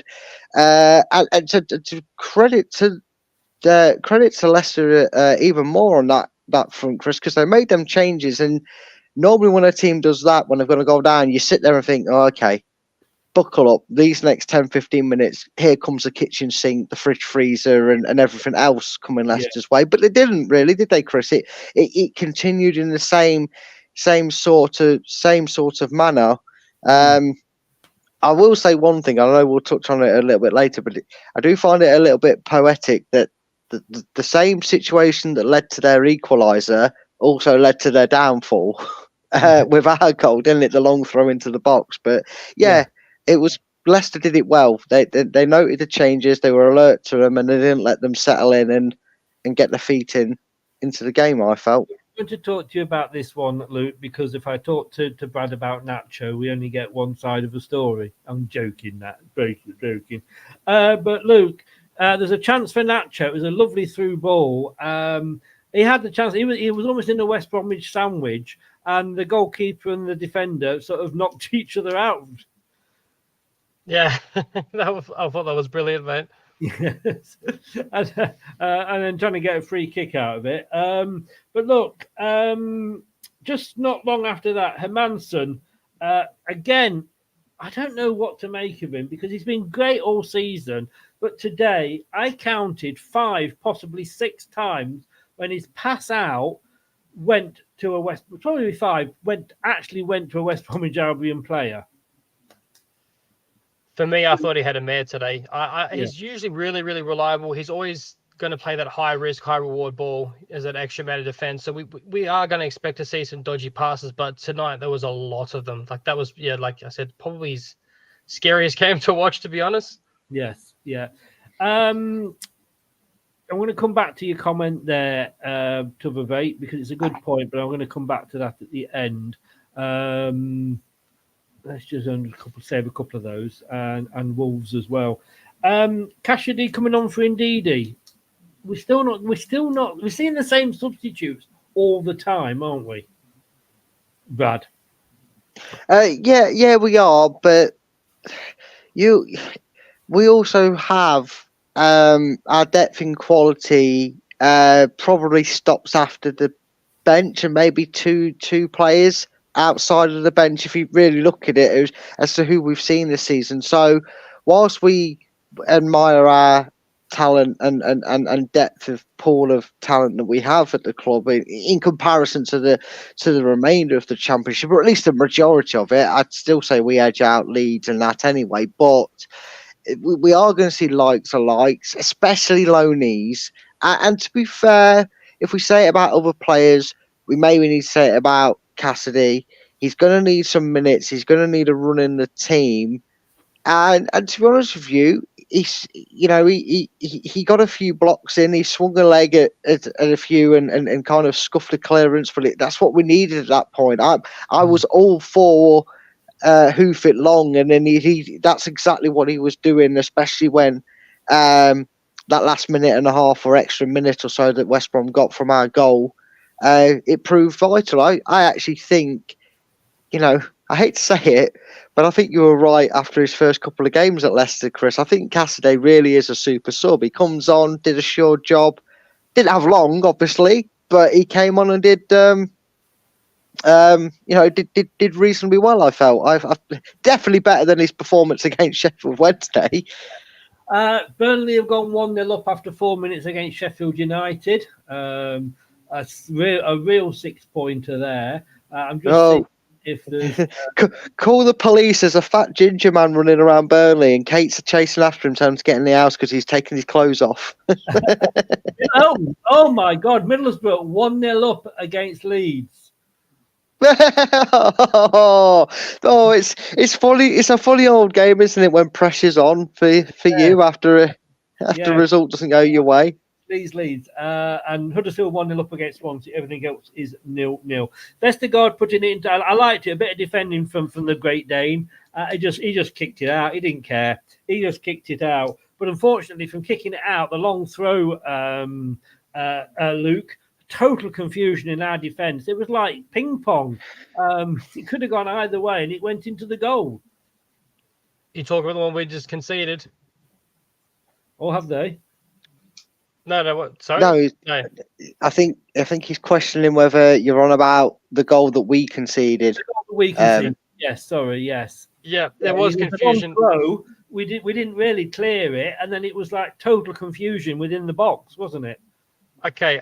I don't know if this is harsh, right? I think you guys had a really good shout about Wout Faes, and actually the last thing I've written in my notes just says Wout Faes dominant.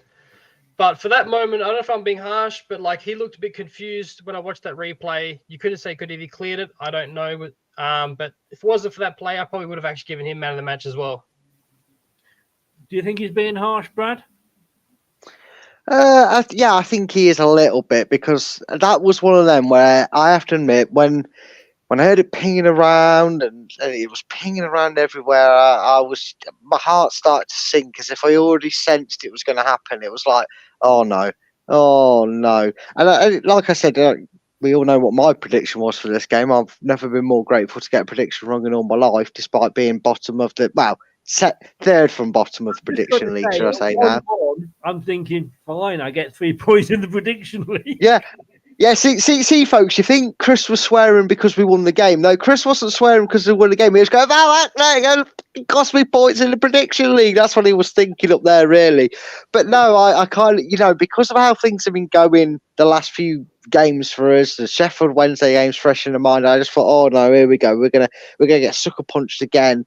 And which makes the way we came back and won it in the 94th minute even more sweeter to see. But yeah, I don't really blame anybody for that goal. It's one of them when it's like, God, give us that a million, give us that 10 times over, and I bet you 7 times out of 10 at least we clear the danger. So it was just really unfortunate. Thankfully, it doesn't matter.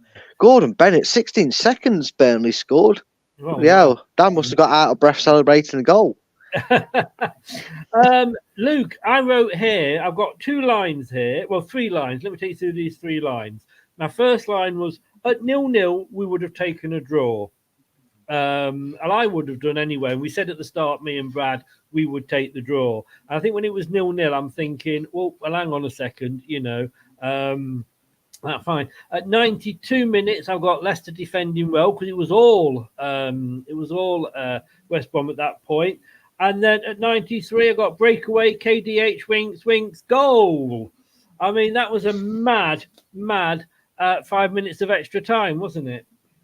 It was that was amazing, mate. I loved that. I thought it was Kelechi to Cunin Dewsbury Hall to Winks. Yeah, it was. It was? Okay.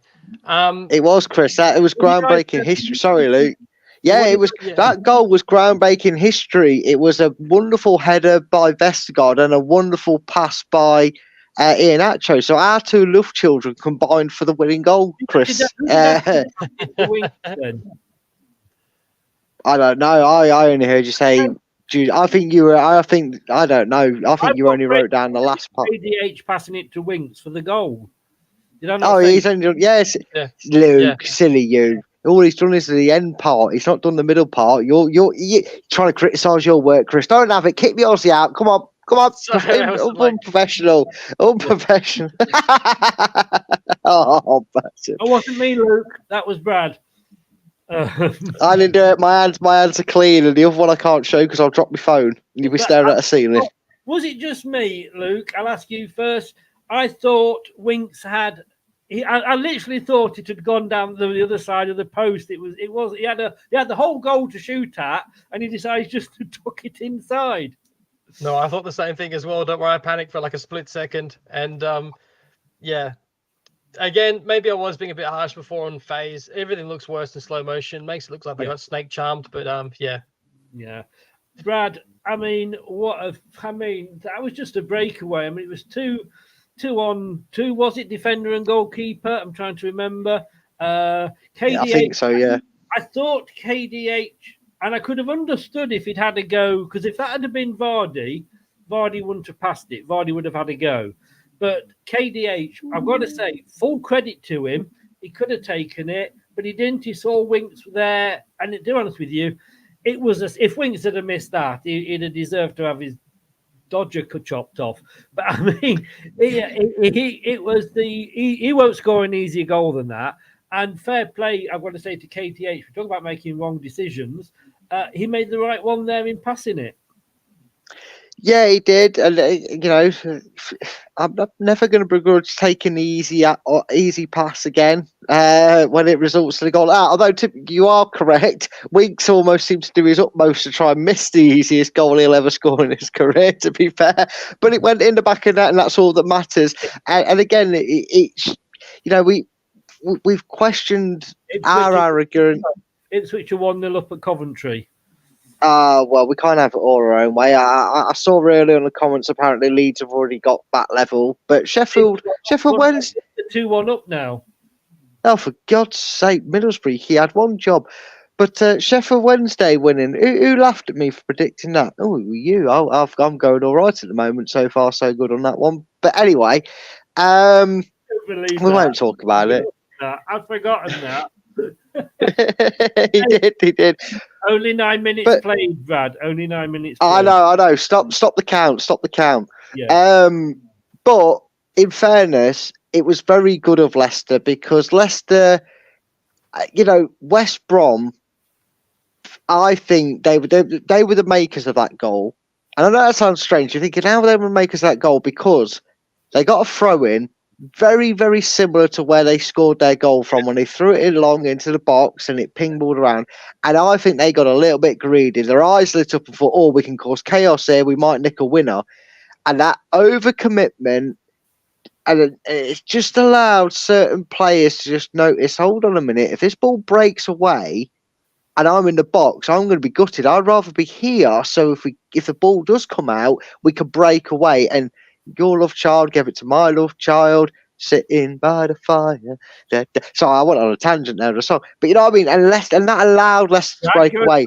Everybody, that who would have thought that would have happened? Me, a tangent never happens on this channel. I'm too polite and quiet.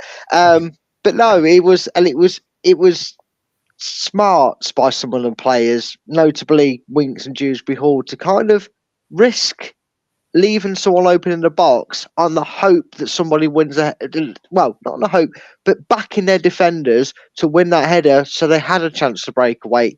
And boy, did that risk pay off. Yes. Luke, I can remember before, a few seasons ago, when we were playing well in the Premier League, I could never watch the last 5 minutes of games. I often said if I had a dog, I would be taking it for walks at 85 minutes in every Leicester City game. It's been a long time, but I felt like that today when it was 1-1, because I thought if anybody's going to get the next goal, it's going to be West Brom. Maybe I should have had a dog last season. My life would have been a lot better.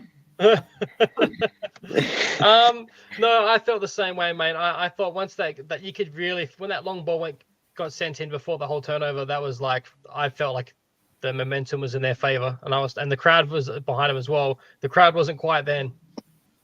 No. The home fans, sorry. Watford 1-0. Yeah, I mean, like Brad said earlier, we only saw them come to life when they scored the goal on that. Right. Look, Kate went for Winks as her man of the match and a rating of 7. Luke, you went for Kieran Dewsbury Hall. How do you rate the team?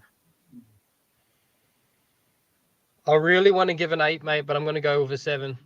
Well, you can give what you want. It's about an opinion. Brad, great decision because you went for FaZe as man of the match. How many would you give the team?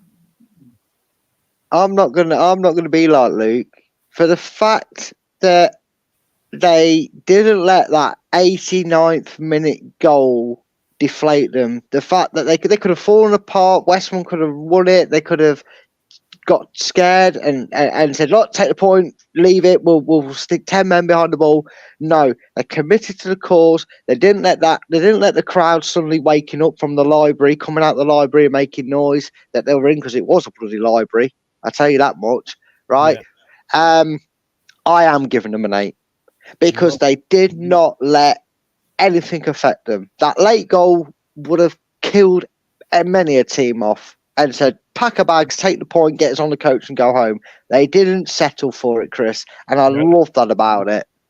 Right, well, let's get Alan's in, because Alan has voted. Now, remember, say everybody that Alan is at the match, so he, in fairness, I was going to overrule him, but it's not fair that I overrule him. I've only ever done it once, like I say, and that was for my love child. And I still say I was right on that one. And he didn't argue, in fairness, when I did it. He has gone, having been there at the match, he's gone for a 7. 7 for the match, for the team performance. Can anybody guess who his man of the match was? Oh, Harry Winks. How did you guess? It's his favourite. It's his love child. We've got 3 love children in this team. Luke, you need to get a love child. Luke and Kate need to get love children for this show because. I said, "Do you sponsor Winks?" And he came back and he did say he was man of the match before he scored, but that sealed it. Oh wow, fair play. Fair play. You can't argue that. Well, I can't take it away. I mean, he he was up there for the goal. Otherwise, we would have relied on Dewsbury Hall to maybe take a shot. I don't know. I'm just going to put the table up there, and then I'm going to give you mine, because I haven't given you mine yet, have I? No. I've given you. I think I gave you my man of the match. You just go back down the old thing. There. I don't remember him giving a match. Do you? I agreed with you. Yes, he did. Showed a notepad, didn't he? Yes, he did. Yeah. Went for Bout Phase.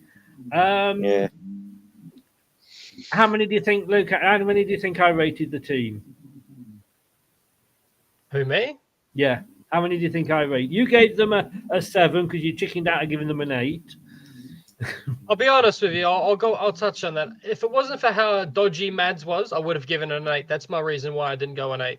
And I think there's a fair shout for Harry Winks to be man of the match, and Wout Faze and Keenan Dewsbury Hall as one of those games.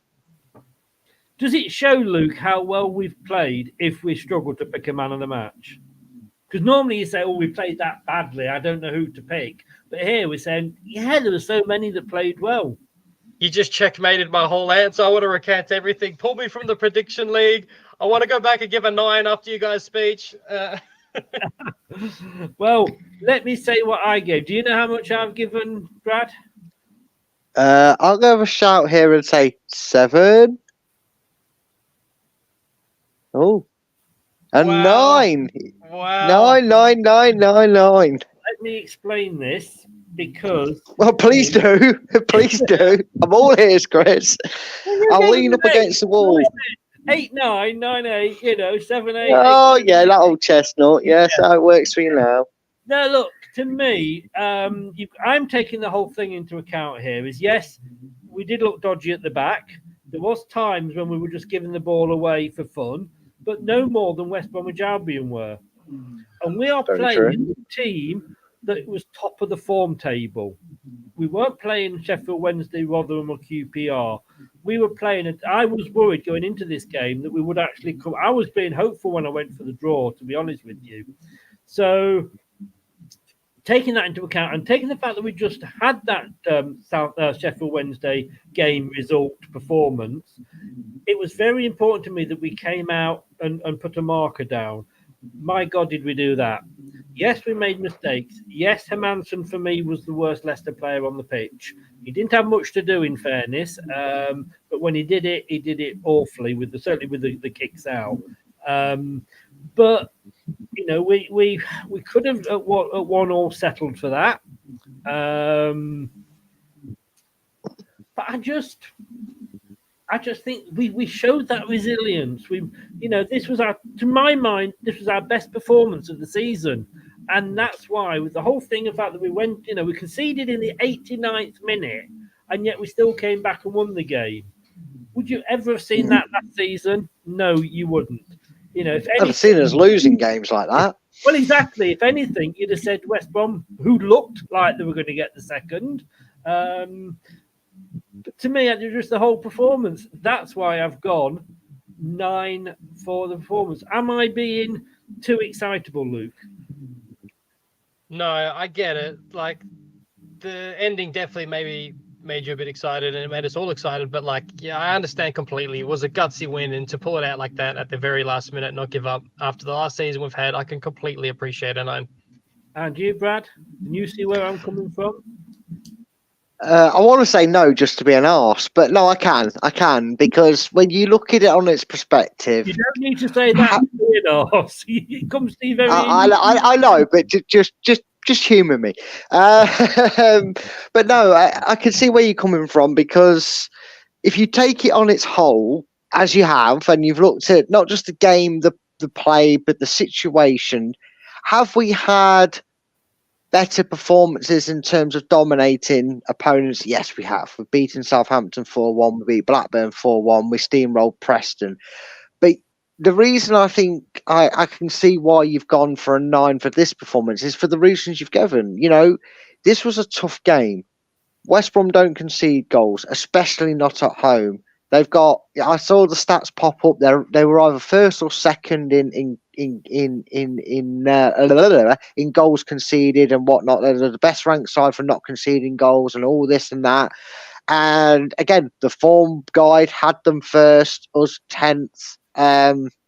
We just come off the back of a dodgy draw against Sheffield Wednesday.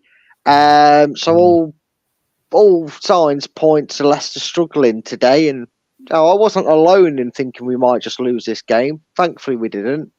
So yeah, I can see when you look at it through that perspective. Yeah, that I don't think you're getting too carried away with a 9. I think 8 or 9, unless you're a wimp and Australian, 8 or 9 is probably the fairest rank to give it. Sorry, did I say that out? Sorry, Luke. Sorry, I'm only jesting, buddy. You know I love you, really. And it's a good job we won, because at the moment I'm just going to go through the scores. It's Birmingham 0, Rotherham 0, Hull 1, Watford 1, Ipswich 1, Coventry 0. Leeds 2, Middlesbrough 1, Millwall 0, Sunderland 0, Plymouth 0, Stoke 0, Sheffield Wednesday 1, Blackburn 0, Southampton 2, Cardiff 0, Swansea 0, Huddersfield 1. So, in fairness, Ipswich, Leeds, Southampton, as you can see there, they are all winning. So we needed that win, didn't we, Luke? It probably, actually, I know we only get 3 points, but looking at it, it was almost like if the results stay as they are, almost like a 6-pointer. Yeah, it is. We beat on top of the form table, and going into what you said, like it showed that it shows that when things don't go our way, we don't have that high, completely dominant possession. That we're still up for a fight. We don't just fall apart and things didn't go to plan. It showed it. Like I said before, it was gutsy. So that was look. We're still, what is it now? 3 games clear of everyone, no matter what, other than Ipswich, or in particular Leeds. Looking at the table there. We are 8 points clear of Leeds United, and we are 20, oh my God, 18 points yet clear of Blackburn Rovers in 7th. So it's not a bad place to be in, is it? No. But that win could prove really, best performance. Guys, have you seen a better performance this season? Brad first? I think I've seen a better collective performance. I would go for Blackburn. I think Blackburn was a very, very good performance. Blackburn away was a very, very good performance because they were probably one of the first teams that tried to really go at us, and we absolutely crucified them. In terms of our most important performance and win to get, I would say it's this one, because I think a lot of Leeds fans and Ipswich fans and even Southampton fans would have been, before their games have kicked off today, would have looked at Leicester at 89 minutes and been rubbing their hands and licking their lips thinking, yeah, they're vulnerable to catchable. And then they've seen Wink score and they've probably gone, oh, for God's sake, now we have to win. I know they have to win anyway, but now it's just... And there's still plenty of time to go in these games. There's still time for Middlesbrough to go and put 4 past Leeds and I pick up points. And there's still time for Ipswich, Coventry to, get goals. We don't know how these games are going to turn out. But the pressure's on them. And that's what I really like about it. It's not them, because even if they do win the game, they're no better off than they were in catching us. Yeah. Your thoughts on that point? Jeff says there, Luke, not sure of the best performance, but for sure the best win. I go back to what I said when I gave them 9 for the performance. I think it was the best performance, taking everything into account. Yeah, for sure. I completely understand why you think that, but I would probably have to agree personally with Jeff. I think and Brad. I thought Blackburn, followed by the Southampton, best performance, but best win 100% this game. Can I just say, not a good move. Not agreeing with the boss is not. No, I do. I think like if you waited a week, Chris, and like let the win settle, I think you would probably look back and be like, I think I was just excited. Maybe, I don't know. No, I stick by what I said in the fact of I've taken into account everything, the pressure that was on us after that performance against Sheffield Wednesday. As Grace said there, that was the worst performance of the whole season, and I would probably agree with that. I would maybe argue that that it was the worst performance on paper because they were bottom, but I actually think our worst performance because we offered absolutely nothing was Hull City at home. In a game where we really should have buried them and really put goals past them, our finishing was awful. Our lackluster effort in the second half was awful in that game. For me, maybe it's one of them. It's like it's the opposite of this, isn't it? I think it was our worst display in expectation than it was anything else. So I actually do think the whole game was probably our worst one this season. But hey, shoot the messenger if you will for me on that one. We won 3 points. We won in dramatic style. Yeah, who cares? Who cares? Luke, thank you very, very much for coming on, sir. It's nicer to see you with a bit of sunlight in the background. You do manage to get on during the day. Tell people where they can find you. Thank you, mate. You can find me at Leicester City Down Under, and if you want to come check me out, I'd really appreciate it. And if not, you can always catch me here. Brilliant. Thanks very much. Go and the link is in the description below as well. So do go and give Luke your support. Leicester City Down Under. Luke, we'll see you next Saturday. You will, mate. Have a good weekend, guys. And you. All the best. See you later, mate. Bye. I was going to actually end it there, but I'd actually have a point that's just come up. Admit it, guys, we were lucky today. I thought you make your own luck, don't you? You do. And to be honest with you, there's nothing to admit. We weren't lucky today. We were the better side. Kate said it. Sky commentators didn't necessarily say it. I know Matt Elliott said it. And I'm going to voice the same opinion. We made West Brom seem like the away side today.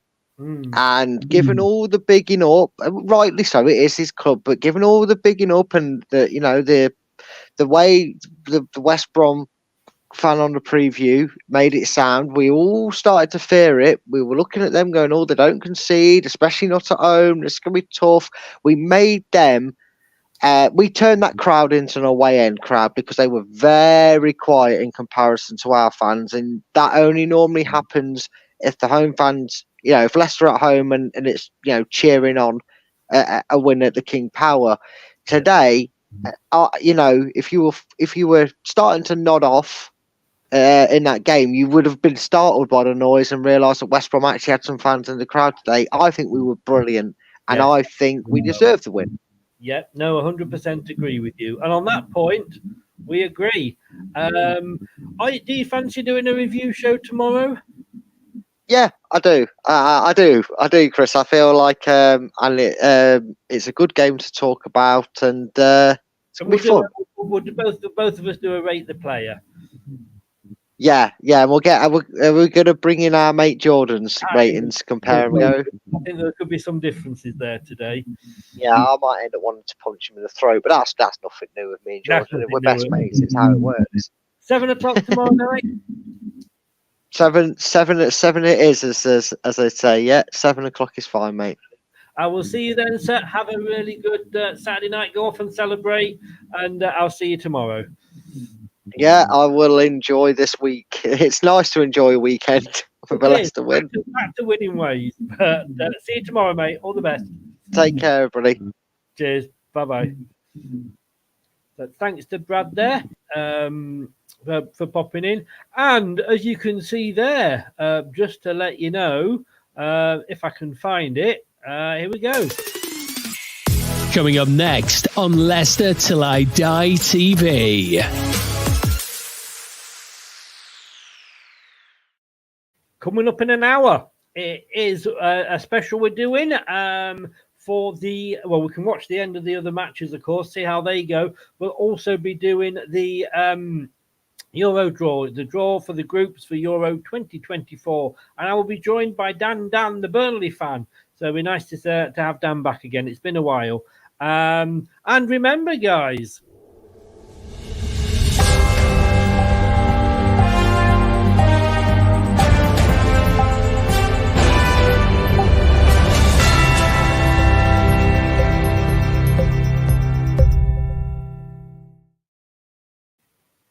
you are welcome.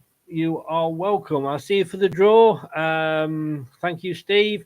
If you haven't liked it on your way out, please smash the like button. That's great. It helps us, helps us out. Thanks a lot for popping in, Jeff, and thank you to everybody that's been in the chat, and thank you to Kate for joining us live from the town of West Bromwich. Is that a town? I don't know, but from the West Midlands. Thanks to Kate for doing that. Thanks to Luke for joining us from Down Under. Do go and check his channel out, Leicester City Down Under. Thanks to Brad, and go and check his channel out, LTIDtv 2. Check them both out, give them a subscribe, and they support us. Let's support them. I will see you in about 57 minutes, and then be back again tomorrow at 7 o'clock for the review show. Thanks very much. 3 points in the bag. Come on, you foxes. Thanks for watching. These videos are tremendous. You better like them too, or I'll be back. This podcast is proud to be part of the TalkSport Fan Network. TalkSport. Powered by fans. That will conclude this evening's entertainment.